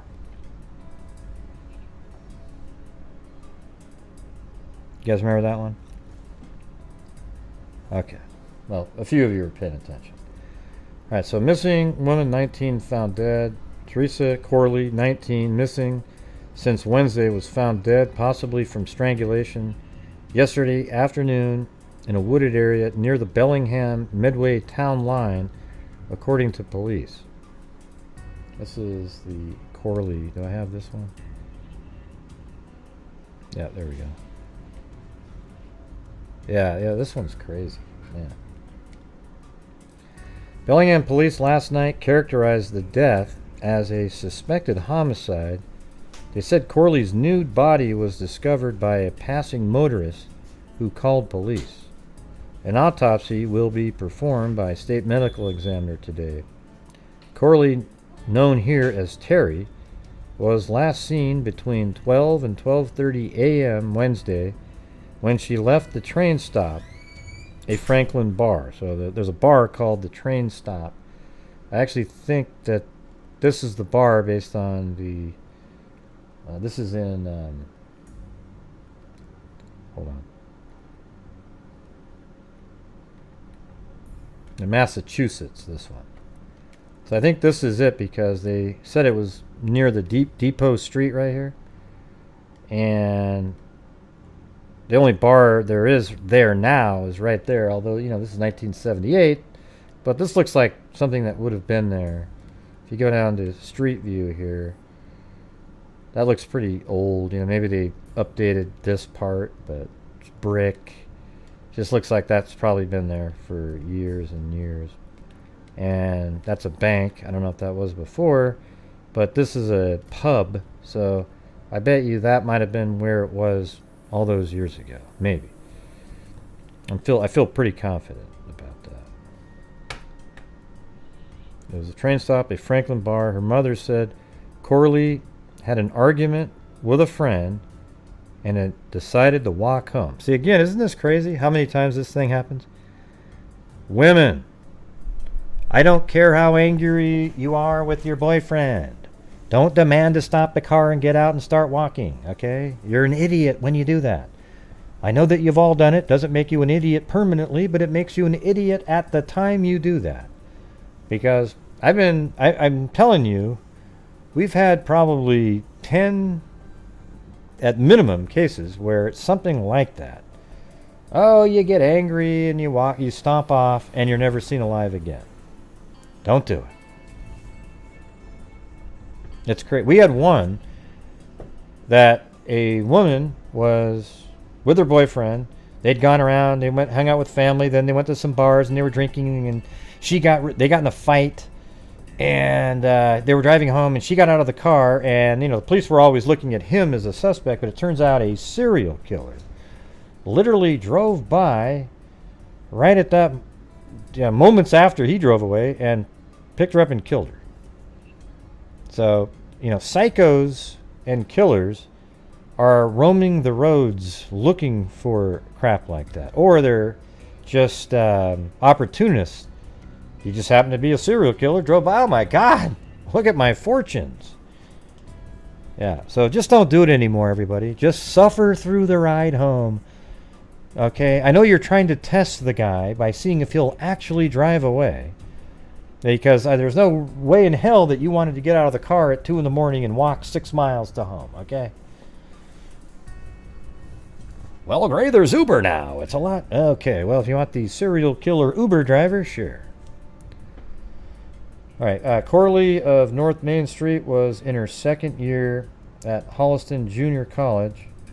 Her mother, Pauline Corley, said in a telephone interview with the Globe Thursday night that her daughter had been studying to become a medical assistant. Now, there was hardly any articles back then, by the way. She was very interested in her career, her mother said. The last time Miss Corley saw her daughter was on Tuesday when she picked her up from school and brought her to her job at the Penthouse, a factory in Franklin. Miss Corley said her daughter usually worked after school from 3 to 7 p.m. Hey, thanks, Darkside. Welcome to the Oogla Boogla Freakazoids. She called me at 6:45 p.m. and said she was going to work a little longer and that she was going to a birthday party for a friend. Theresa went to the bar with a group of friends. She had been drinking and she got upset about some argument she had with a friend, her mother said. She went to her girlfriend and said she was leaving, that she was going to walk home. Theresa lived about 5 miles away from the train stop. That's the bar. Corley said Theresa sometimes hitchhiked and she worried about that. Yeah, well, you should. Miss Corley said it was not unusual for Theresa to walk. She was a great walker, her mother said, but it was unusual for her to walk so late at night. The next morning, I got up and found that she had not come home, and I was worried because it was very unusual for her to do something like this. She's very dependable. I got in touch with all her friends, and they seemed quite worried. They all took time off from school and work and looked for her. They knocked on doors. They looked in Bellingham and Milford. Nobody had seen her. Miss Corley said Theresa did not have a steady boyfriend. She never really went out with one particular boy, she said. She was always busy with school and working her career. Miss Corley said her daughter was a good girl and a very pretty girl. There were 4 young women murdered in eastern Massachusetts earlier this fall. On November 12th, Mary Lou Arruda... Hey, that's not me, Gray. Don't say that. Well, I didn't say it was. It just happens to be Mary Lou. Okay, gee. Tell you what, if Mary Lou interrupts me like that one more time, I'm going to... On November 12th, Mary Lou Arruda, 15, of Raynham, was found dead in the Freetown State Forest. Her legs and hands were bound, and she was found tied to a tree. Have we done this Arruda one before? Hold on. No? Huh. That one might be interesting. Wait, what was the name of that? Let me get that again.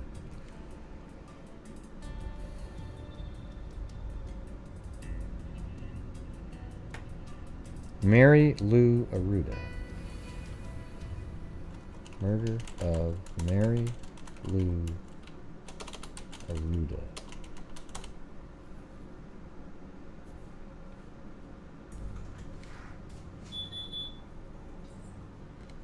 Okay, so it looks like that's Mary Lou Arruda right there. Let's see. Daughter of Mary Lou Arruda. They say it gets better with time. September 8th, 1978, in the most infamous day in Raynham history, the afternoon Cater piloted his lime green car down a secluded dirt road to kidnap the 15-year-old riding an orange 10-speed bike. So Cater is some kind of a serial killer. Let me see what it is. Never forgot Mary Lou Arruda, nor forgave James Cater. Who's this guy? Probably not too many James Caters out there.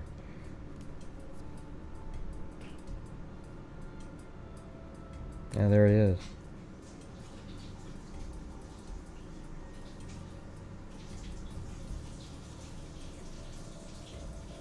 So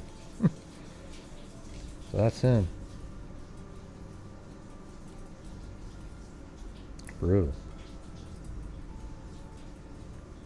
I wonder if that would be an interesting one to look at, just to see what happened.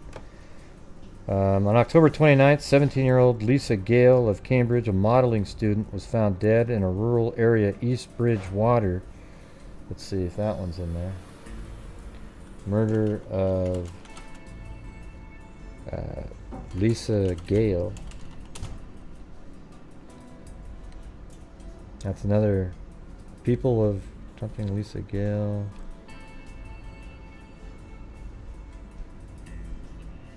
I don't know if that's in there or not, but anyways, she was found dead in a rural area of East Bridgewater. She had been shot several times. On October 25th, 14-year-old Michelle Kelly of Haverhill Street, Reading, was strangled and wow. In Reading, I guess is what. Maybe that's saying Reading. I think it's a R-E-A-D-I-N-G, but it's capitalized. So in Reading, was strangled and set on fire in a wooded area in Reading. A suspect has been arrested in that one. 3 days before, Denise A. Daly of Willow Street, West Roxbury, was found beaten to death with heavy rocks. Her body was discovered by her friends in a wooded area. So how about this one? Is this one solved? Denise Daly. Denise Daly. Yeah, here it is. It's in here, I think.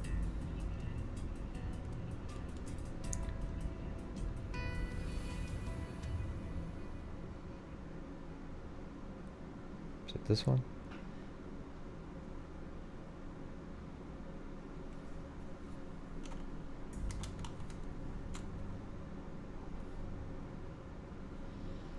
Evidence presented: the defendant and Denise Daly, the victim, first met August 1978.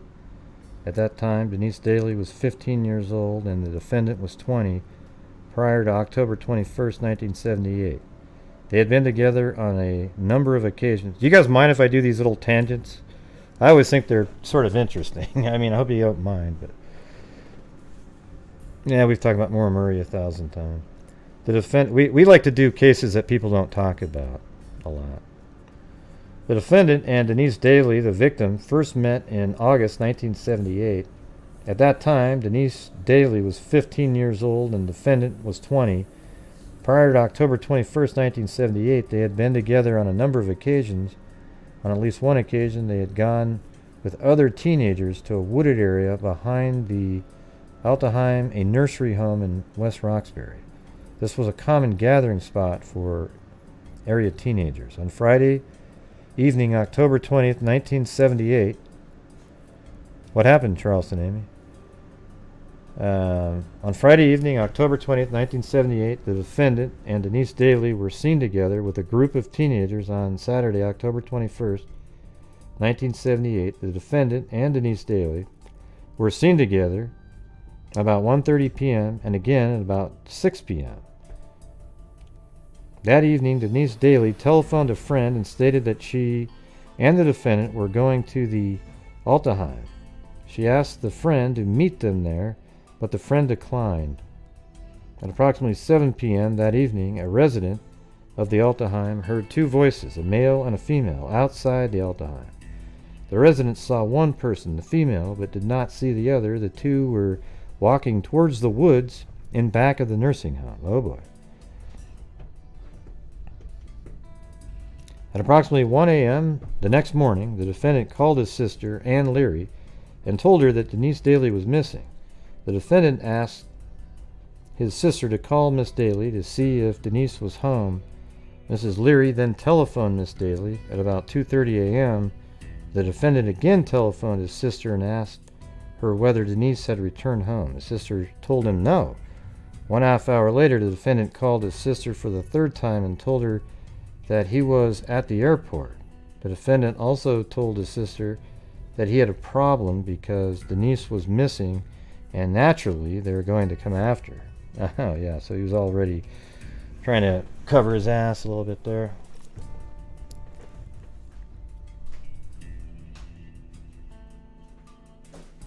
What are you talking about, Charleston? Wait, where Charleston Amy? What was it that you went holy shit about?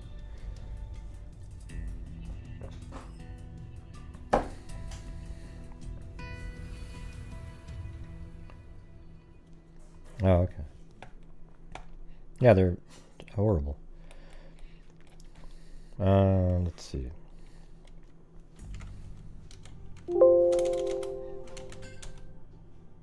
Okay, right here. Denise Daisley's body was discovered in the woods behind the Altenheim. The victim was naked from the waist down. The belt buckle of her slacks was broken off at the top clasp at the waistband of her slacks was missing. Her clothes were bloodstained. 2 large rocks, one weighing 95 pounds and the other 57 pounds, lay on the ground nearby. The rocks were bloodstained, and a clump of human hair was discovered on the large rock. Oh, man. Let's see. Dr. George Curtis, medical examiner for the Suffolk County, conducted the autopsy. Dr. Curtis testified that the cause of death was multiple blows to the head, a crushed skull, lacerations of the brain, and aspiration of blood. He concluded that the injuries were consistent with a blow resulting from a 95-pound rock being dropped on the victim's head while she lay face up on the ground. Oh, man. So she was watching. Dr. Curtis also found 2 lacerations of the lips of the victims consistent with being struck by a fist, and injuries on the right side of the neck consistent with severe pressure being applied by fingernails. Man, that's brutal. Man.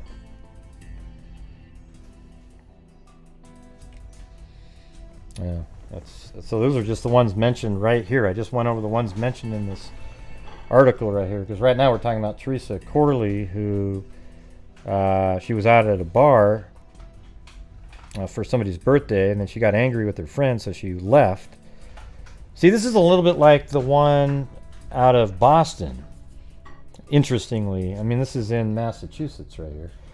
But isn't that interesting that remember the case that we did about 2 years ago? We just did an update on it recently, but the guy, I can't remember her name, but it was at the bar, and it was her birthday, and she got in an argument with her friends, and then she left, and then she was picked up by this guy, and then she was taken back to his apartment. Remember that, with the suitcase, and he had bleach and saws and all this stuff, and it was pretty wild. And then they caught him on a freeway.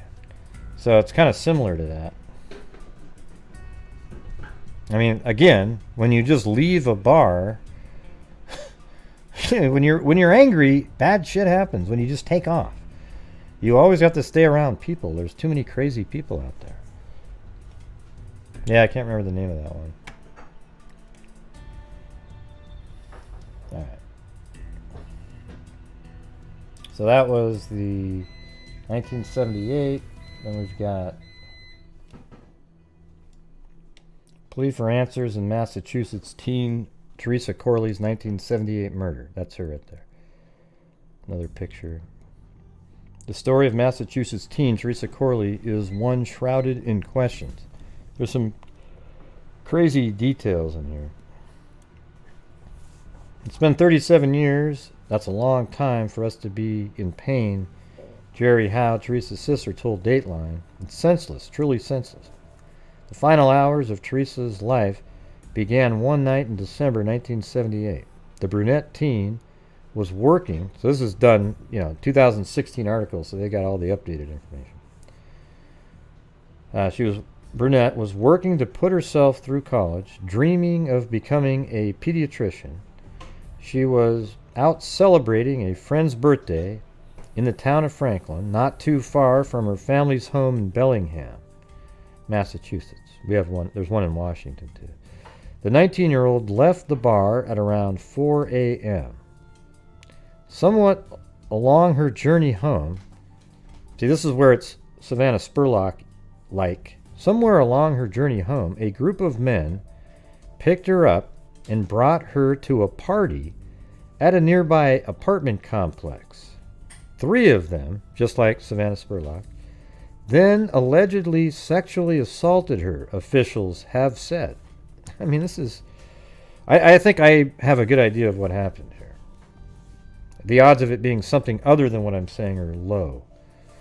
Theresa ran out of the apartment after the ordeal and started hitchhiking, most likely trying to get somewhere safe. 2 different drivers reportedly gave her rides. I mean, so this really happened. Like, she was... I don't know how they found out that she was assaulted, but apparently through the investigation. With the last telling police he left her right in front of the Bellingham police station. So let me... So here's the bar she was at, and based on the information, she was seen hitchhiking on this road right here, and then she was taken to the police station, which is right here, and apparently she didn't go into that one.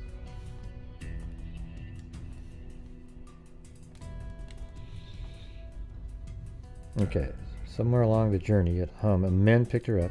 Theresa ran out of the apartment after the ordeal and started hitchhiking, most likely trying to get somewhere safe. 2 different drivers reportedly gave her rides, with the last telling police he left her right in front of the Bellingham police station. Several people spotted her in that area walking down the road in the direction of home. She never arrived, so the direction of home is this direction, like this. She lived on North Main Street right here. A mile from this Dairy Queen, so that's right around where she lives. So she lived right in this general area, you know, in a house along this road right here. I don't know which one, and they said it was a mile from the Dairy Queen, so that's about where what I've got that pin there.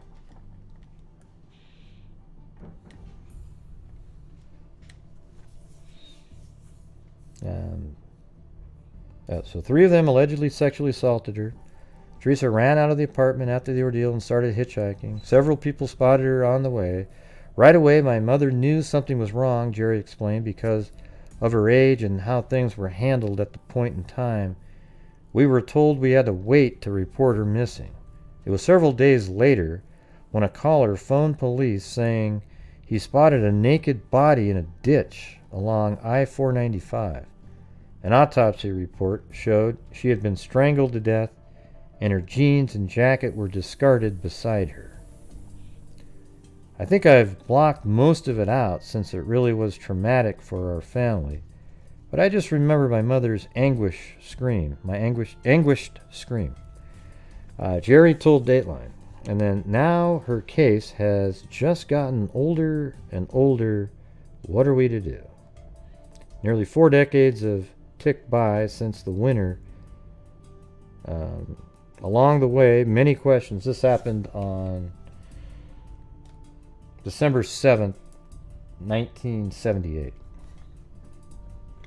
First, the person who called police to alert them of Theresa's body said his name was John Burlington, and he was a businessman and from Connecticut. Police later learned a man named John Burlington didn't exist, and the actual identity of the caller has not been found. Well, I could imagine he didn't want to get involved or something, and doesn't necessarily mean he's the killer or something like that. Second, shortly after the Burlington call and before it was relayed to the department that a body had been found, a young man entered the police station asking if Theresa had been found along the highway. The man has since passed away, and authorities believe he must have known much more than he ever said. Interesting. I wonder if that guy was one of those 3. Here's what I think happened. I think one of those 3 guys, she was sexually assaulted, and she left, and one of them got paranoid later and said, "She knows who I am. She's going to say something." And they tracked her. They drove down the road thinking she was going to walk. Even though she hitchhiked, she was still going to be on that road at some point. and tracked her down, caught up to her, and killed her to keep her to shut up, right? What do you think?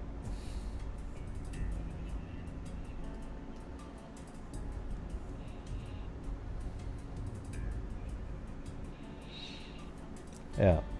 I mean, because what are the odds that I know we're talking about it, but what are the odds that after you already had a horrendously violent encounter, that then another random killer went and found you?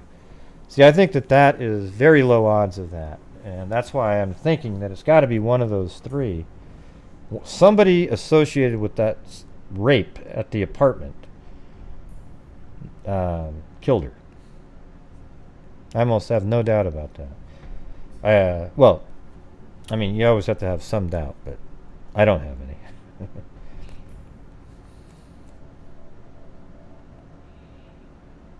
It is believed that those involved are still out there, Bellingham and Franklin authorities said in a joint statement.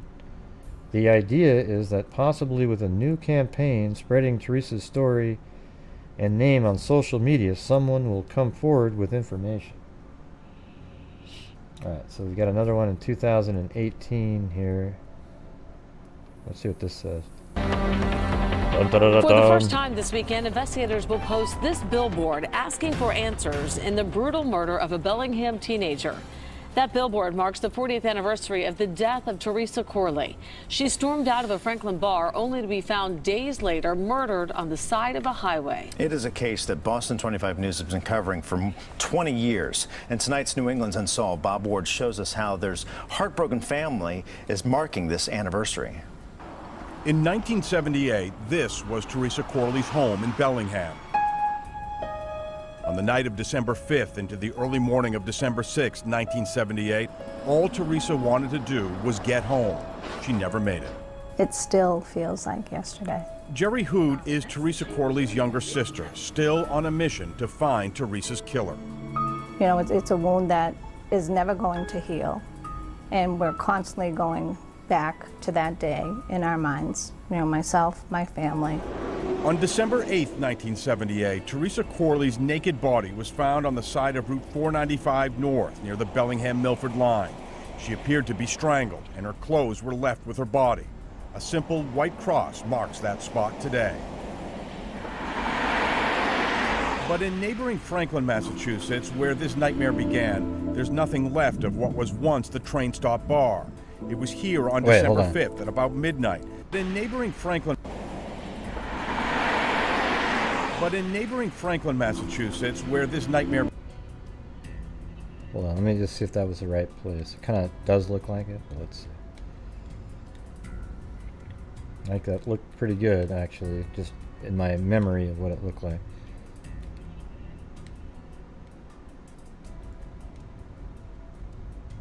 That looks like a two-story thing. Oh, maybe it's on the other side of the street right there. Right. Like, maybe it's down here. Hold on. I mean, who knows if they've got the right spot, though. But maybe it's like this.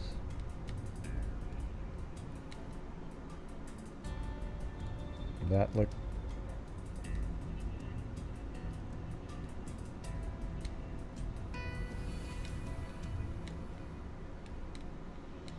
I was kind of looking for that sign in the air.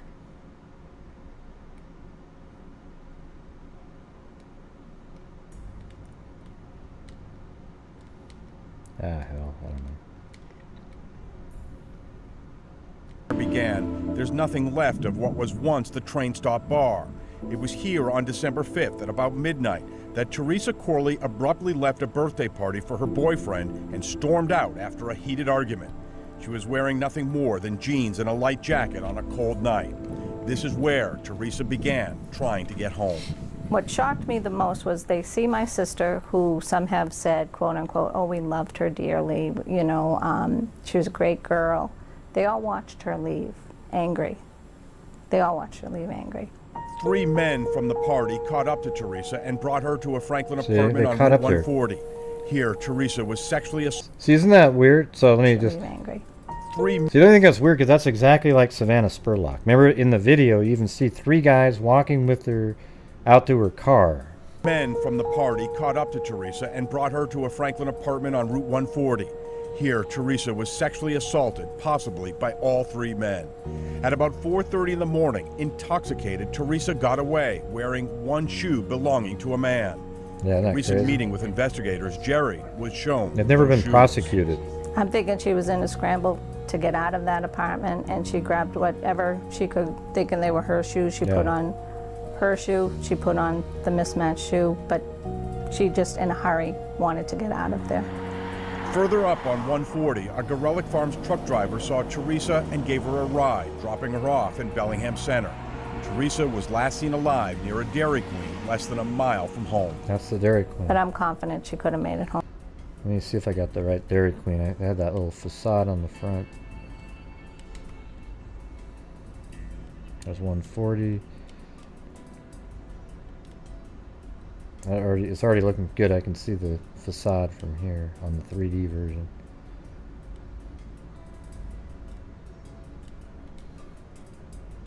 Theresa was last seen alive near a Dairy Queen, less Yeah, that's it. than a mile from home. But I'm confident she could have made it home if she was left be.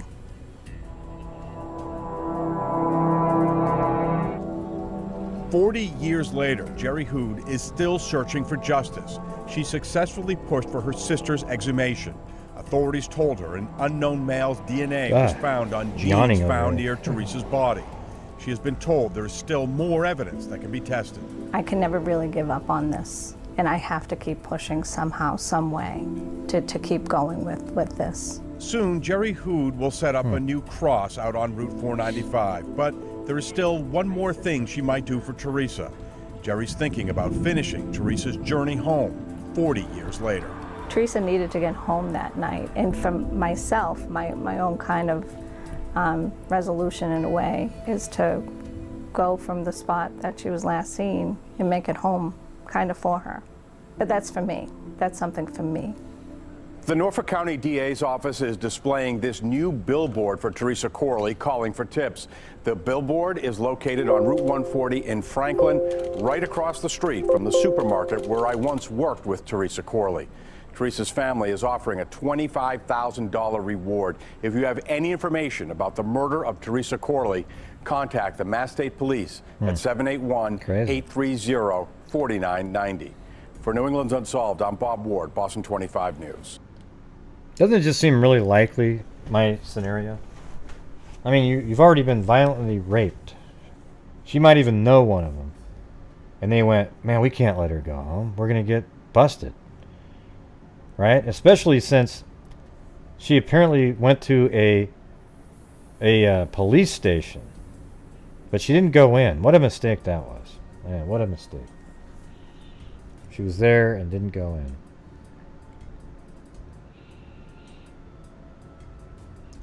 Let's see. Let me read some of the... I think it's different in here.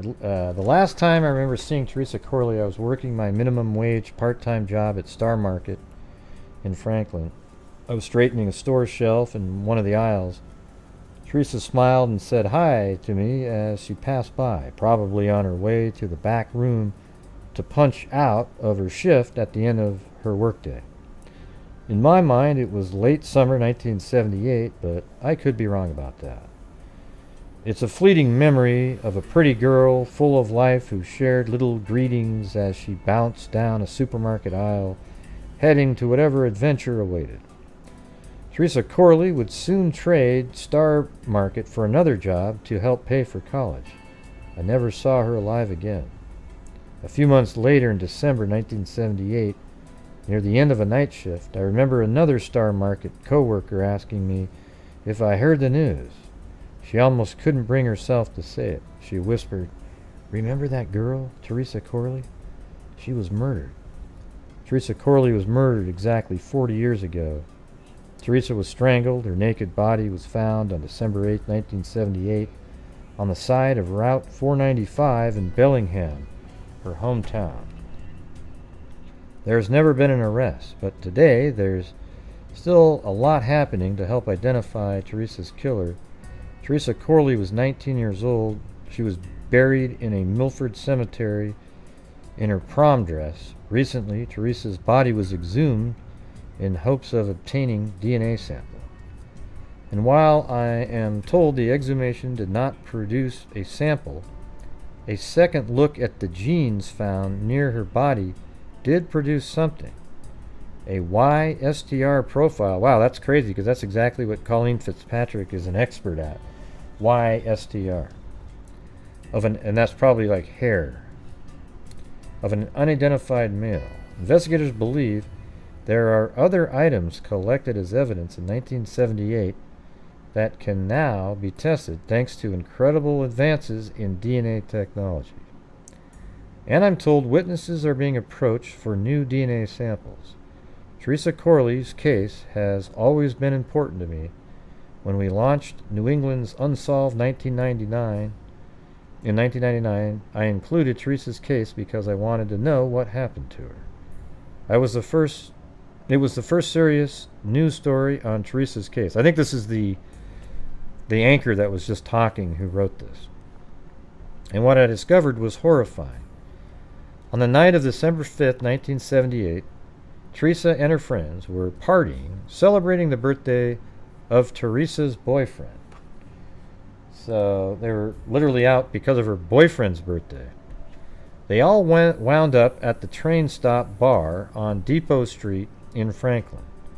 At the end of the night, of a night of drinking, Theresa got into an argument and stormed out of the train stop dressed in only a light jacket. And so this is up in Massachusetts during the winter time. It's not going to be warm, let's put it that way.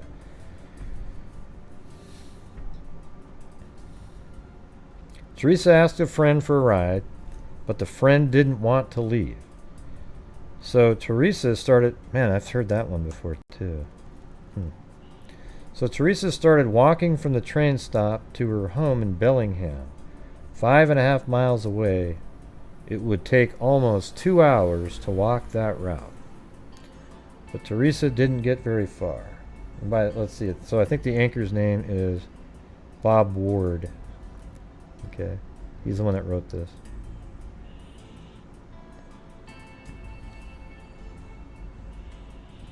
Somewhere in downtown Franklin, 3 men who were at the train stop that night followed Theresa. So they literally saw her storm out and they go, hey, let's go, let's go.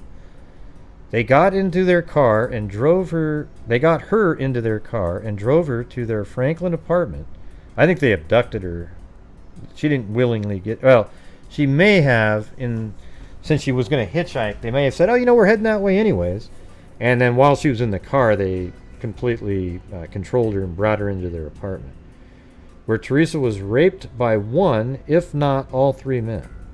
They were never prosecuted. I wonder how they know that to be true, though.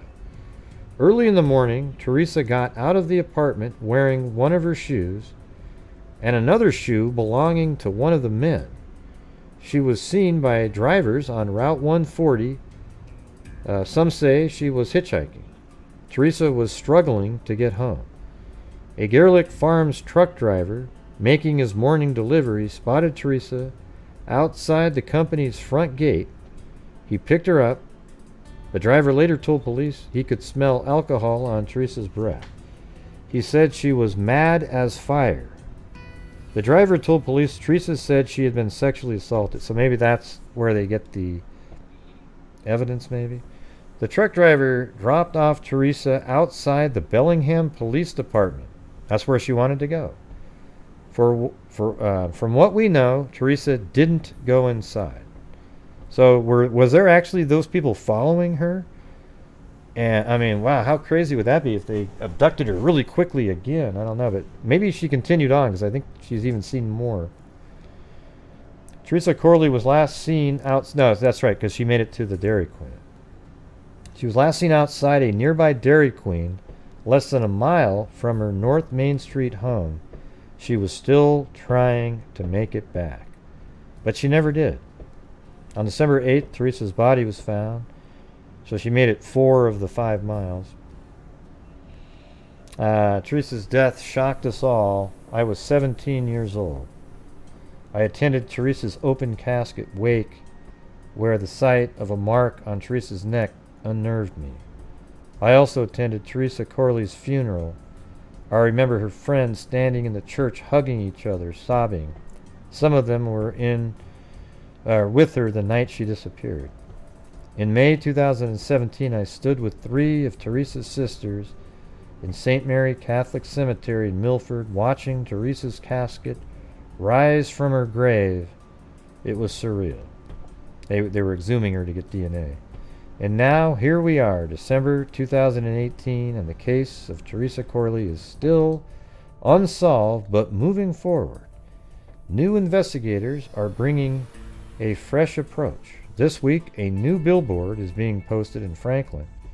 The billboard bears a picture from Theresa's Bellingham High School senior class picture. In the picture, Theresa is alive as I remember her that day in 1978, when, as I last saw her. Only this time, the picture is used not to commemorate her high school years, but to ask for help, to ask for justice 40 years later. The billboard will stand on Route 140 in Franklin, near the Rentham town line. It's almost exactly across the street from the Star Market, where I once knew Theresa. 40 years is a long time to keep a secret. Now is the time for someone to finally reveal the brutal and deadly truth. Theresa's family is offering $25,000 reward. Call the Norfolk County District Attorney tip line at 781-830-4990. Yeah, that sucks.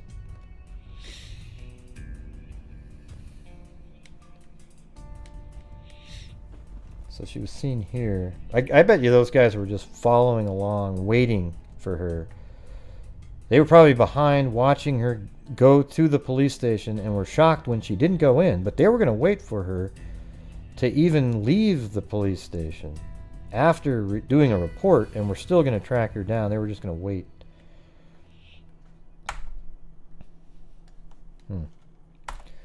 Wild, huh?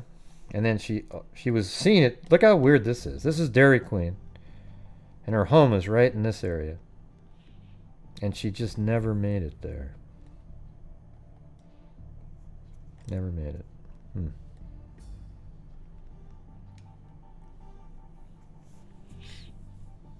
Yeah, I think it was to keep her quiet about the rape. Yeah. Well, I had this other one, but you know, the other one is Gwen Miller. And I think I'm just going to move that over to tomorrow because it's longer. And that's the case that we're going to have a guest come on at some point. The detective that worked on it for years. He's a little bit like Charlie was in the Schnee Oberholzer case. So I'm going to move that over to tomorrow. And yeah, I'll do that one first tomorrow. All right. So there you go. Yeah, Gwen Miller is a solved case, but it's one. I think one of the ones Colleen Fitzpatrick worked on, and she introduced me to the detective. And I think she was actually he was on a podcast with Jess Betancourt, who was part of the Scene of the Crime Delphi, Scene of the Crime podcast.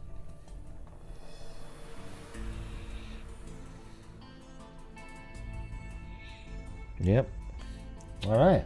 So was it kind of nice to get back to regular cases tonight? A little bit. I thought it was interesting. You know, I kind of missed it. You know, look at how much more complexity and information is in these than in the, just even in the Summer Wells thing. It's like there's nothing, hardly any facts really. It's just sort of this crazy. I don't know. Sometimes it's sort of a shit show, to be honest. Just so much random stuff. There's, You know, I've said what my theory is at this point, and there's nothing to disprove my theory or really anybody else's at this point.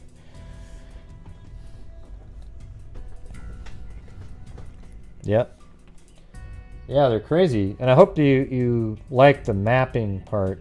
See, everyone says out there, oh, Gray, he's just good with maps. He's just good with maps. They're like morons, okay?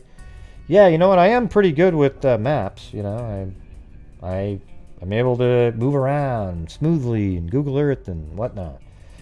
Okay, I know how to do it. I know how to map things out. But the thing is, maps actually help you figure out what's going on. They're very important to cases. So when people mock the mapping, that means that they're not producing anything that's quality, just words coming out of their mouth. You have to have, well, it could be quality, but it's not going to be the full picture, is what I'm trying to say.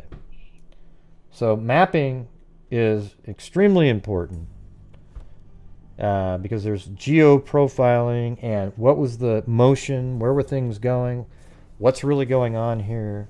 And I always think it's funny when people throw that out there. And I'm pretty good at analyzing a case and figuring out what's going on. I don't, it's not he's only good at mapping. Mapping. It's almost like that one time, look at maps, right? Not that I don't care about Summer, but that case is like a yeah, exactly. All it really is like this ebb and flow. Do you believe somebody or not? The Summer Wells case, do you believe somebody or not? Do you believe somebody or not? Oh, well, tonight they sounded pretty good. Well, now they don't. Oh, okay, yeah, well, today they sounded pretty interesting. You know, what about that's it. That's all it's doing. Right? Let's just all go like this right now at home. Everybody. Everyone who's like going like this. Oh, man. Yeah, no, the mapping is a huge part of it, right, Jen? I think it really tells the story. Once you get everything mapped out, where somebody lived, and let's say that's where they were murdered, you get the street view, and then you're looking at it, and when there's a description of what happened, you can see all the different... I mean, we've had so many cases where a house from 1955 looks exactly the same, with even the emergency fire escapes and everything, right where they were back then. I mean, it's wild. And you can just see it really clear. It's pretty bizarre, really. One of the weirdest Google Maps moments we ever had was that one case with he was like a 3-year-old kid, and he witnessed his mom being murdered by his dad, but the police never really could believe him or use him as a witness because he was so young. And then he won a lawsuit against his dad for wrongful death against his mom. And in doing so, he won a house from his dad. And then he and a friend went over there with an excavator and the mom was never found. Okay, so he was never charged with anything. So then he got an excavator and he went out and he started digging. They got rid of their swimming pool, apparently. And they were digging around, and then he found a skull. And he found his own mom's skull with a backhoe. And the crazy thing is Google Earth literally had the 3D image that they use for that. You know, like Google Earth, see how it's 3D right here? Well, other times of the year, it isn't 3D like that. It was the same time that he was there excavating the house. You see the excavator? Anybody remember the name of that case? I'll find it. Hold on a second. Boy finds mom's... Or, let's see. Man finds mom's skull excavation. Something like that. Yeah, there you go. That found it. Haim is the name. So there you go. Let's see. Haim. There it is. Bonnie Haim. Home. There we go. Is this it? Oh yeah. Yeah, look at that. That is just crazy times. Crazy time. See, look at this right here, everybody. He found the skull right there. and he was in there excavating at the time, digging out this swimming pool right here. Yeah, I know, I just looked it up, Cammy Curry. So right there, look at that. This is the moment within the week or so of when he found his mom's skull. How crazy is that, huh? Yeah, so that was kind of a neat, neat, I guess. It was a weird moment.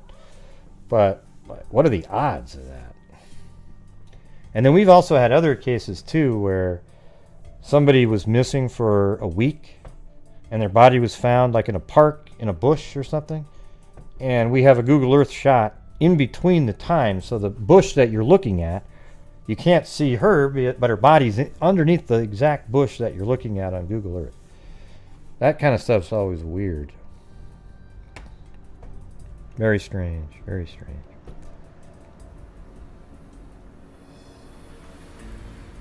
All right.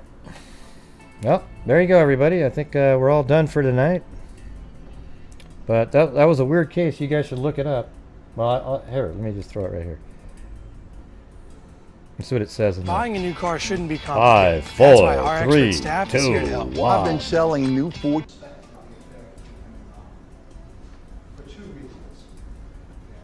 Oh yeah, didn't we watch part of that trial?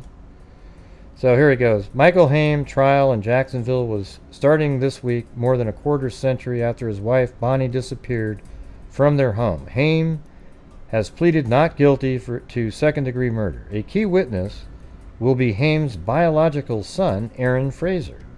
As a 3-year-old boy at the time of his mother's disappearance, Fraser told a child welfare worker, "Daddy hurt her," or something similar, to detectives. Aaron also stated that Daddy shot Mommy. Daddy placed Mommy in timeout, and my daddy could not wake her up, an arrest affidavit said. So this is a long time ago, though. Thanks, LM. While Haim remained a suspect, detectives had trouble building a case without a body. Dun-dun-dun-dun-dun.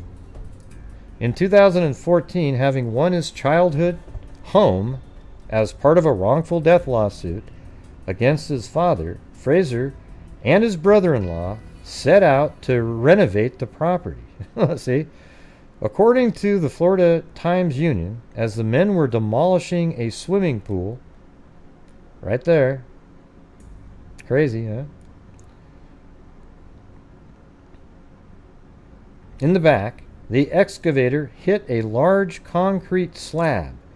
Aaron Fraser hacked away with a sledgehammer until he found a plastic bag containing what he suspected was a coconut.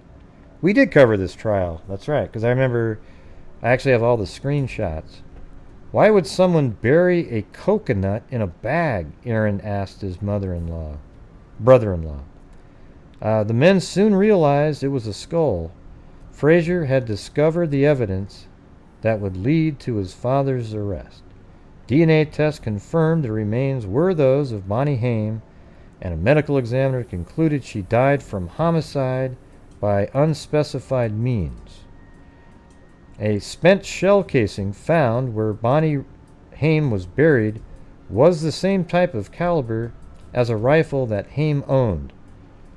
According to the affidavit, Haim was abusive to his wife, and she had made plans to move into an apartment with their son while he was away on a trip. She had secretly opened a bank account. See, this guy is a monster. He is one of those Cobra types. You know, she was trying to do the thing and escape. Yeah, but he found out about it and made her close that account. She started giving money to a trusted friend to hold for her.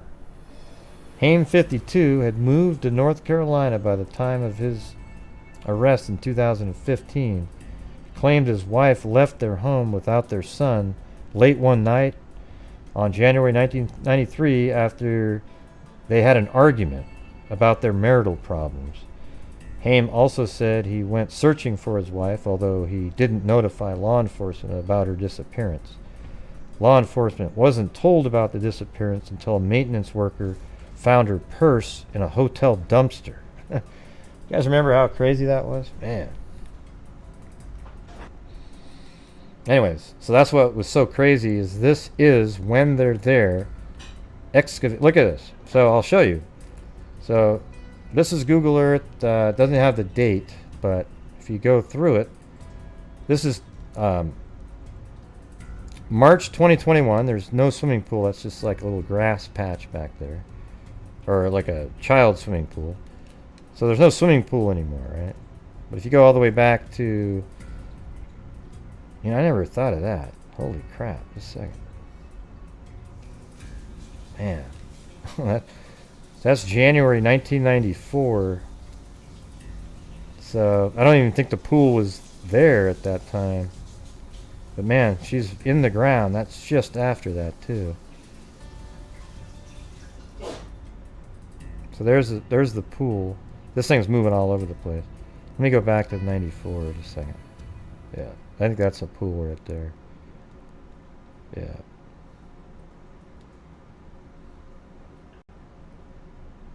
Yep, so there's the pool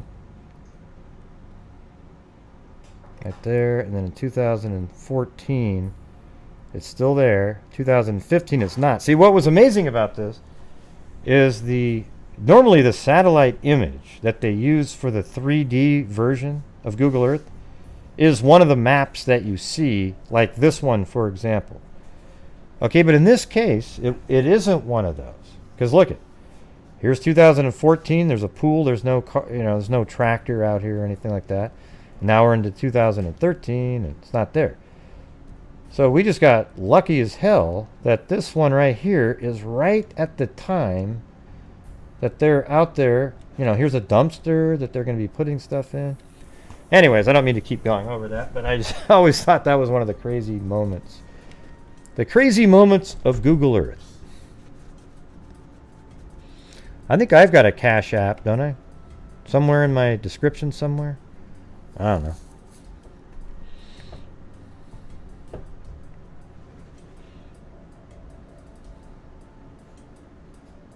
Yeah, anyway.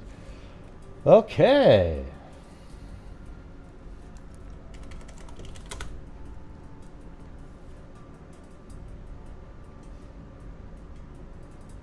Yeah, just... I bet you there's a whole bunch of freaks right now watching Summer Wells over on another channel. I can tell you right now, that's what's happening. It's okay though. At some point the case will be over, and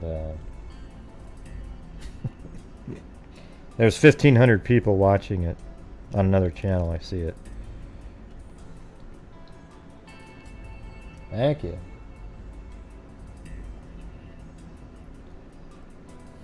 Nothing new, of course. Nothing new. Just same old thing.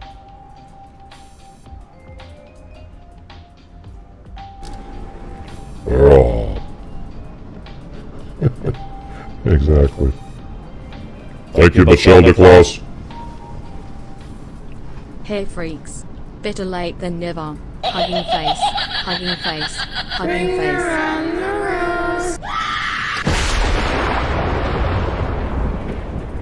Thank you to Liberty, affectionately known as Lady, Angela Vincent, Beholder, Cammy Curry, Believe Angel, Shogun Love, Sandy Lee G, Eula S, Linda Howe, as in Linda Molded Howe of the Cattle Mutilations and Crop Circles, LM, Liberty, Hasselbaum, LM, Jessica Schubach, Alley Cake, Mag, Daryl Montgomery. Thank you, Cat Eye donation. Anon, Jen Richards, on and on, the beat don't come up. Liberty, Angela Vincent, Kathy Freidenmaker, Mag, Jen Richard, Sandy Lee G, Angela Vincent, Randy Bradford, quietly frozen. To the cat eye, Jen Richards, L.M., Michelle Nicholas. No. And, what is it? Oh, hold on. I dream of Jordan. Almost said Genie.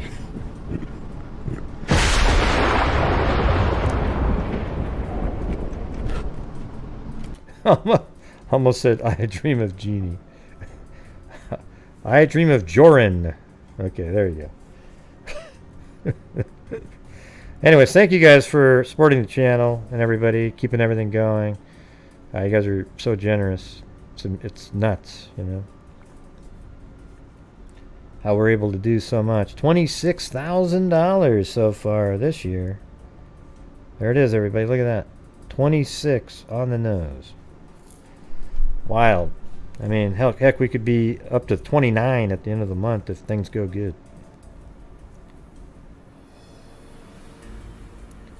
Jockey on what runaway horse? The Summer Wells case? Is that what you're talking about?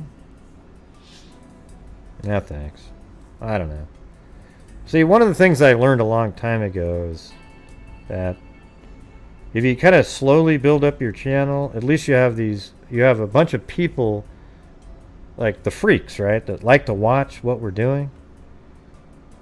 And, you know, they get what's going on, and we're just kind of, we keep going. But sometimes, like in the Kanika Jenkins case, I got a lot of subs, but a lot of those people, they never watched my channel again. Because all they cared about was the Kanika Jenkins case. And so that's exactly what's happening right now in the Summer Wells case. Is you can load up a ton and ton and ton of subscribers and whatnot, and it helps your numbers.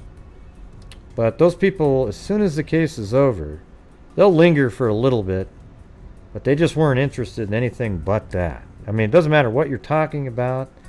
They'll be in the chat and go, yeah, hey, great, what do you think about Summer Wells? It's just weird, these people. So sometimes what you should do is be interested in all different types of true crime, missing people. There's lots of other missing people. I always get nervous when you've got these,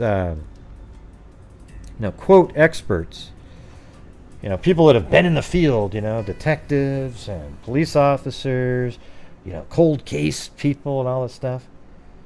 And when you go look at their video lists, it's only popular cases that they're covering.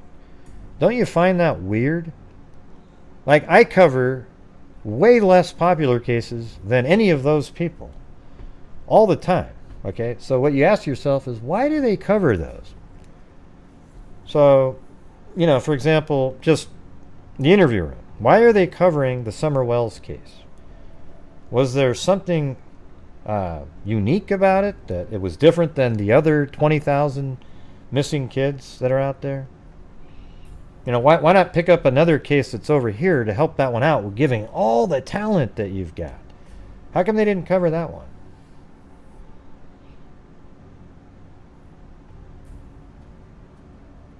Yeah, see, it's all about submining, okay? That's what it's about. It's called submining. It's a gold rush for YouTubers, and almost all of these people are the ones that started during the Chris Watts case or offshoots of those people. And yes, it's, you know, I've covered it, you know, a few times too, but it's not every single day, 4 times a day, 3, you know. I think it's for subs, the memberships, the views, and it's, I think that's pretty sick, really. And go look at the playlist of these people that you see out there that claim that they're, you know, these big time experts at everything. It's always, you know, Morphew, Watts. Now it's Summer Wells.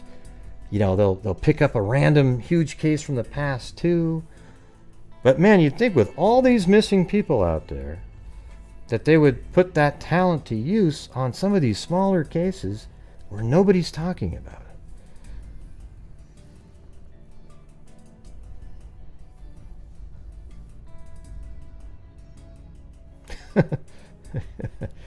You wanna fall asleep to a lullaby? What do you mean, Ellen? Alright, so there you go. I think you should kind of look out for that stuff. And if you can find another channel that contributes more to the charities than this one off of the income that comes in. It's all because of the generosity of you guys, but just think about it for a minute. You know, since January 2020, this channel has given $48,000 from its revenue to charity. Okay? And, you know, I bring that up because I think that does set us apart dramatically from a lot of these other channels. It's a huge difference. Huge difference. And it's all proven and shown. Go to every last day of the month for 2 years, or a year and a half so far, I guess. Even before that we were doing it, though. So it's even more than that. If you go back into 2019, I think that year maybe it was like 6,000 or 10,000. I don't remember exactly, but I'm just starting. We'll just start from 2020. So I'm just the cool thing about this channel is no matter what, we're going to make a difference. So we're covering cases, you know, trying to get the word out on these old cold cases, and sometimes I contact people, try to get them in touch with Colleen and their group, see if there's something they can do to help, the identifinders. And then we also make a difference because we support people like Texas EquiSearch, make sure that we're funding, you know, helping to fund them. Obviously, it's a lot more expensive than the $3,000 or so that we've given them. How much have we given them this far, so far? Let me see. Yeah, Texas EquiSearch, $3,300. There you go. I'm sure that pays for some gas somewhere. What do you mean, you guys? Aren't you here too, Jess Kelly, or what?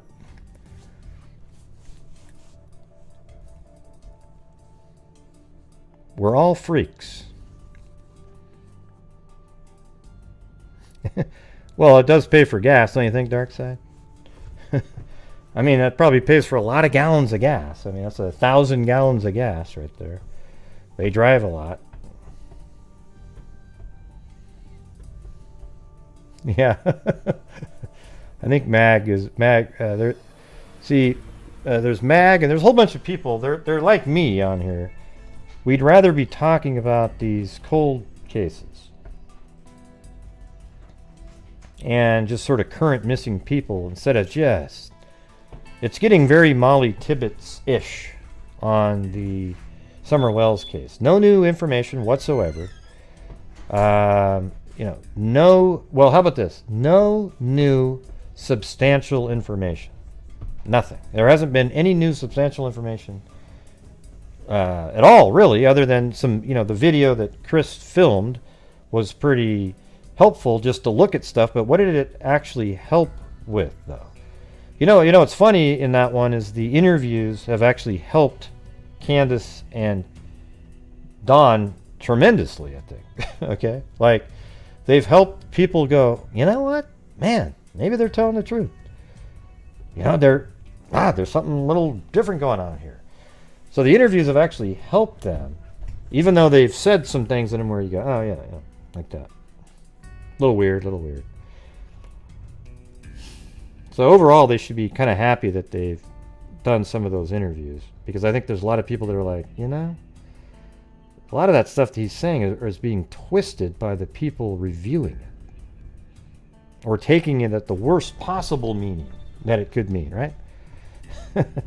So anyways, Mag, there you go. Look at that. We did a show tonight. Old school. We did one a couple nights ago. We're getting right back on the train. Tomorrow I'm going to be doing the same thing.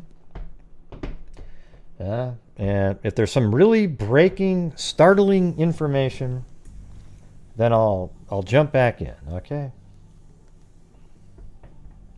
And I don't know all the little tiny, you know, ridiculously tiny little details in the case. There's so many little things, like so-and-so said this on this day, but it just doesn't mean anything. The only thing that matters is where the hell did she go, after she got home. That's it. And none of that other stuff is even helping out in the clues of where she might have been.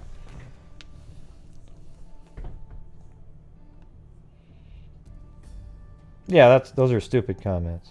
I dream of Jordan. Yeah. Things like that. I mean, they're ludicrous, really. I mean, saying something like that.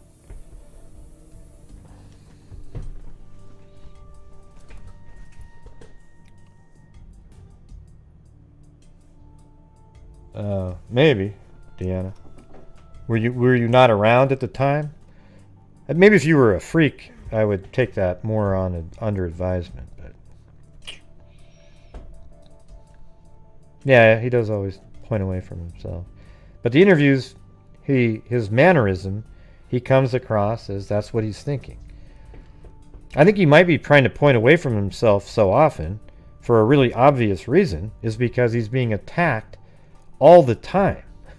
So he's out there trying to think of things to say. Well, hey, have you guys looked at this? Have you looked at this? Have you looked at this? Because he's being attacked every 5 seconds. Although he said that even early when he wasn't. Well, here's the thing. He's always been attacked, right, you guys? He's been attacked since the very beginning. Awesome, Ula S. Hey, you guys, have you guys ever seen the movie Caveman with Ringo Starr and Shelley Duvall, I think, and Dennis Quaid? You guys should watch it. It's hilarious. It's got Ringo Starr. You know, it's actually funny as hell, is what it is. It's just cheesy too, but you guys should check it out. It's basically what it is there's these two different tribes back then. They're cavemen. Well, they're all cavemen, and then Ringo Starr's group, I think they kind of snap their backs so they stand straight up instead of hunched over like the rest of them. And they have this whole language system, like Karaka is fire, Zug Zug is sex, Azul is food, Nya means no, Nya-ul, I have no food, so they're always going Nya-ul, Nya-ul. And the reason I thought of that is because that name up there, Ula S, kind of reminded me of that. Yeah. That was funny. There was one scene where they're all sitting around this fire and they're making sounds. Like one goes, ugh. The other one goes, ooh. Then he goes, ugh. Ooh. And everyone started adding to it, and then it became this really complex beat going on. And now there was this one Asian caveman, but he spoke perfect English. Everybody else spoke, there was no words. It was weird, but it was so easy to follow. Alunda means love, so it was something Alunda Lana. So you say love. By the time the show's over, you know the whole language.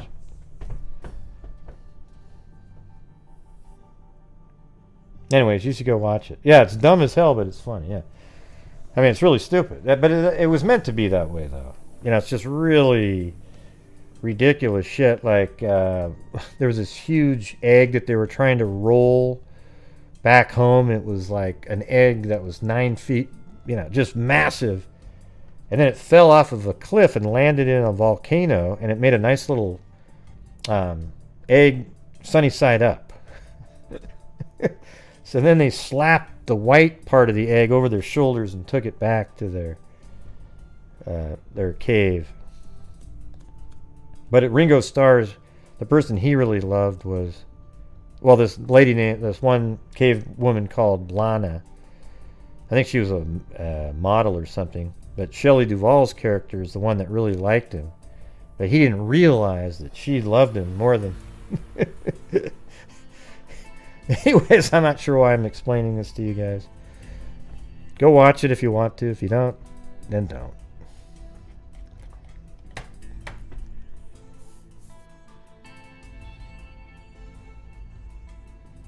Oh, really? What was said?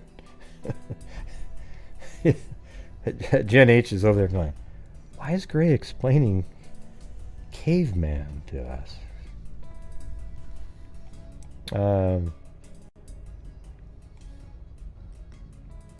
What was Christina's idea? I don't even see Christina in there.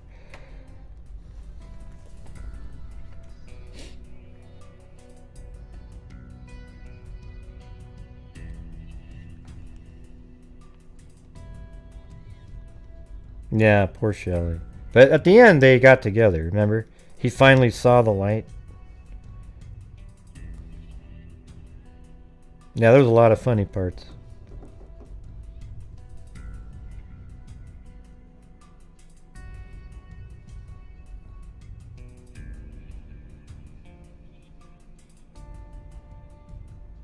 Alunda. There you go. Janine York, she used Alunda at the end. I Alunda this channel. Here, let's see what. Let me play some of. Hold on a second. Let's see.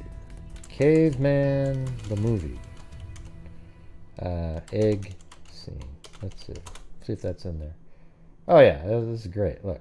Stuff, huh? Well, anyways. If you want to go check it out, go check it out. If you don't, you won't really have missed anything, but it's kind of a funny movie. I might have to get some sound effects from that one. It's right up there with my lizard eye shit, you know. Yeah, it's called Caveman with Ringo Starr. Yeah, it was really dumb. It's dumb as hell, but at the time it's over, nobody says any English at all. But you understand everything because it's all so simple.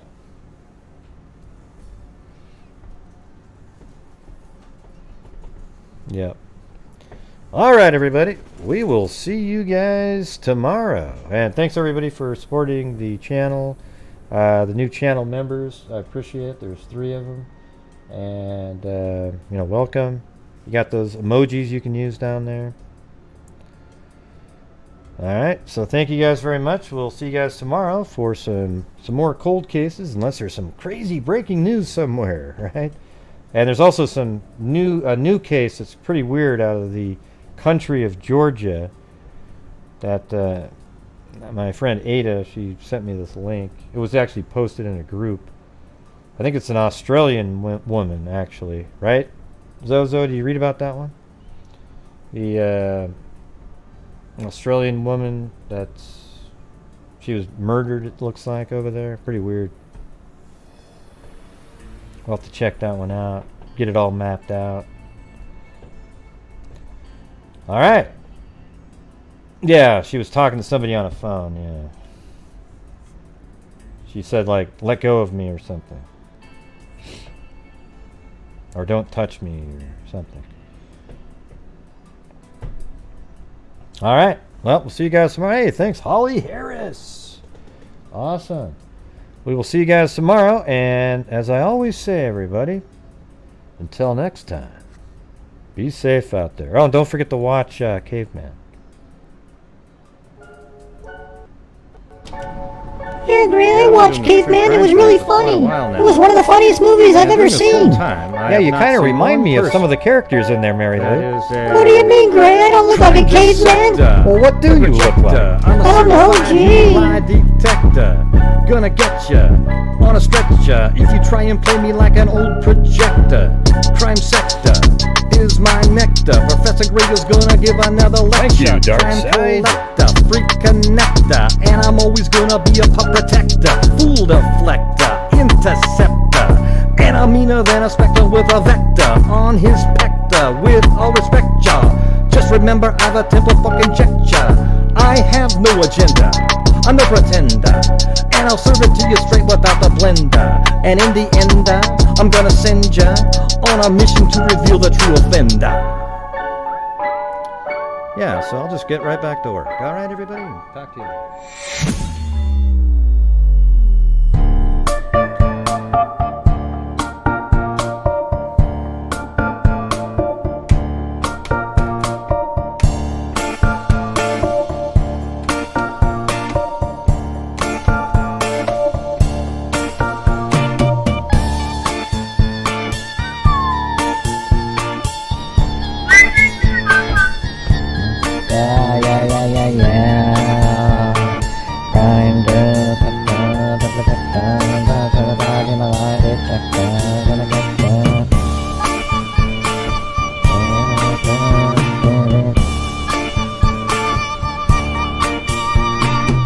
When I'm in the mood, I sprinkle troll on my food, but I don't eat it.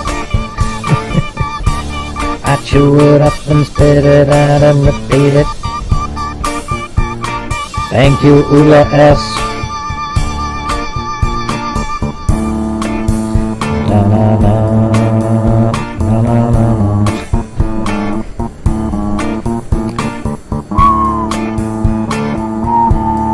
Welcome, Ula S.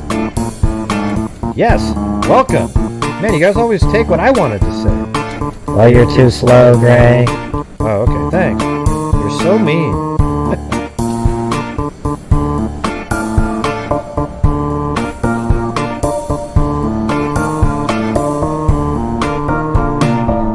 When I'm in the mood, I sprinkle troll on my food, but I don't eat it. I chew it up and spit it out and repeat it. It's not a treat. The troll is beat. Just one of the ways that I defeat it. Staying in my groove when there's a troll on the move. Just takes a second to remove, 'cause every time I conclude, the troll is gonna lose. Nice try, lizard eye, I see you creeping on the sly. Why you think you're so fly? Such a whiny cry, cry, battle me, you're gonna fry. Gonna send you out to mummify. You suck, Timmy! How do you know that I suck? 'Cause you just sound like a robot. I am a robot.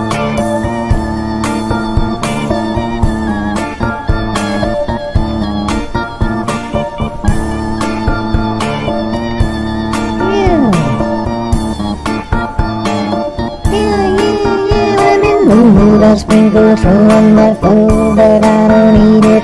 I chew it up and spit it out and repeat it. It's not a treat, the troll is beat. Just one of the ways that I defeat it.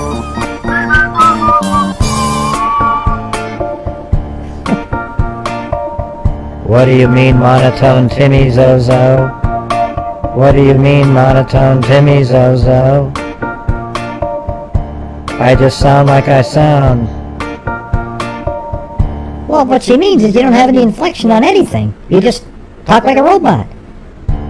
Like I said, I'm a robot. Oh my god.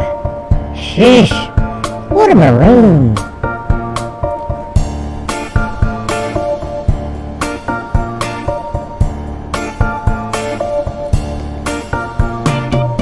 When I'm in the mood, I sprinkle troll on my food, but I don't eat it. I chew it up and spit it out and repeat it. It's not a treat, the troll is beat. Just one of the ways that I defeat it. Staying in my groove when there's a troll on the move. Just takes a second to remove, 'cause every time I conclude, the troll is gonna lose. Nice try, lizard eye, I see you creeping around the sly. Why you think you're so fly? You're such a whiny cry, cry, battle me, you're gonna cry. Well, you sound a little bit monotone there yourself there, Mary Lou. Wow, there you go. See how you got a little bit of an inflection there? I mean, Mary Lou, you sounded like a robot yourself. Oh boy.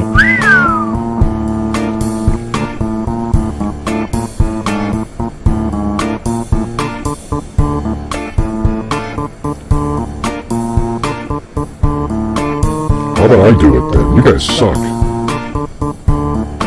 No, you can't do it, John Boy, you're mean. What do you mean I mean? Let me do it, let me do it.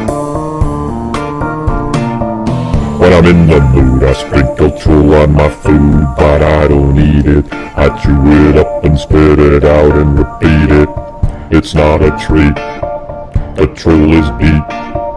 Just one of the ways that I defeat it.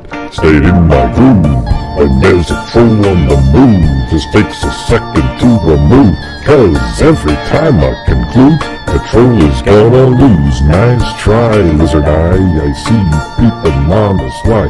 Why you think you so fly? You're such a whiny cry, cry, battle me, you're gonna fly. Gonna send you out to mummify. That was terrible, John Boy. What do you think, everybody?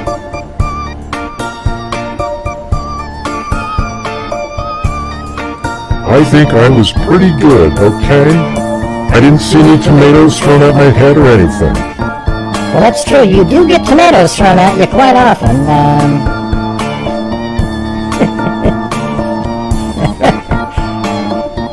Wow, look at Cindy Lynn, like the way you sounded.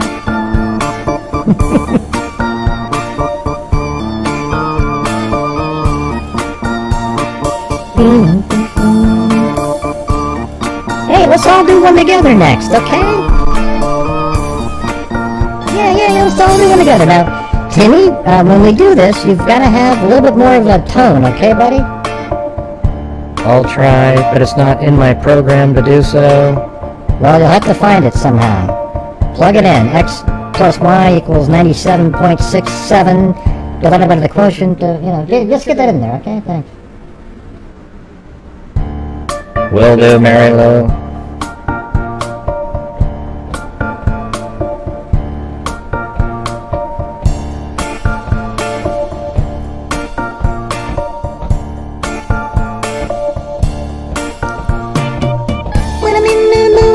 Control in my phone, but I don't need it. I chew it up and spit it out. It's not a treat. The troll is beat. Just one of the ways that I defeat it.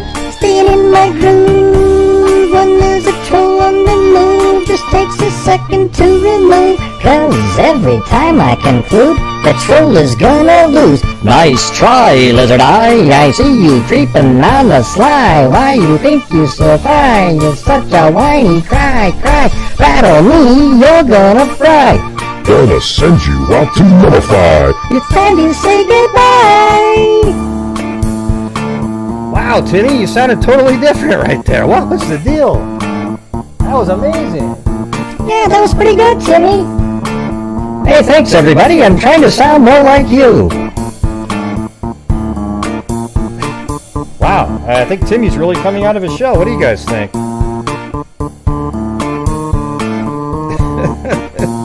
Yeah, see, Heather likes Timmy.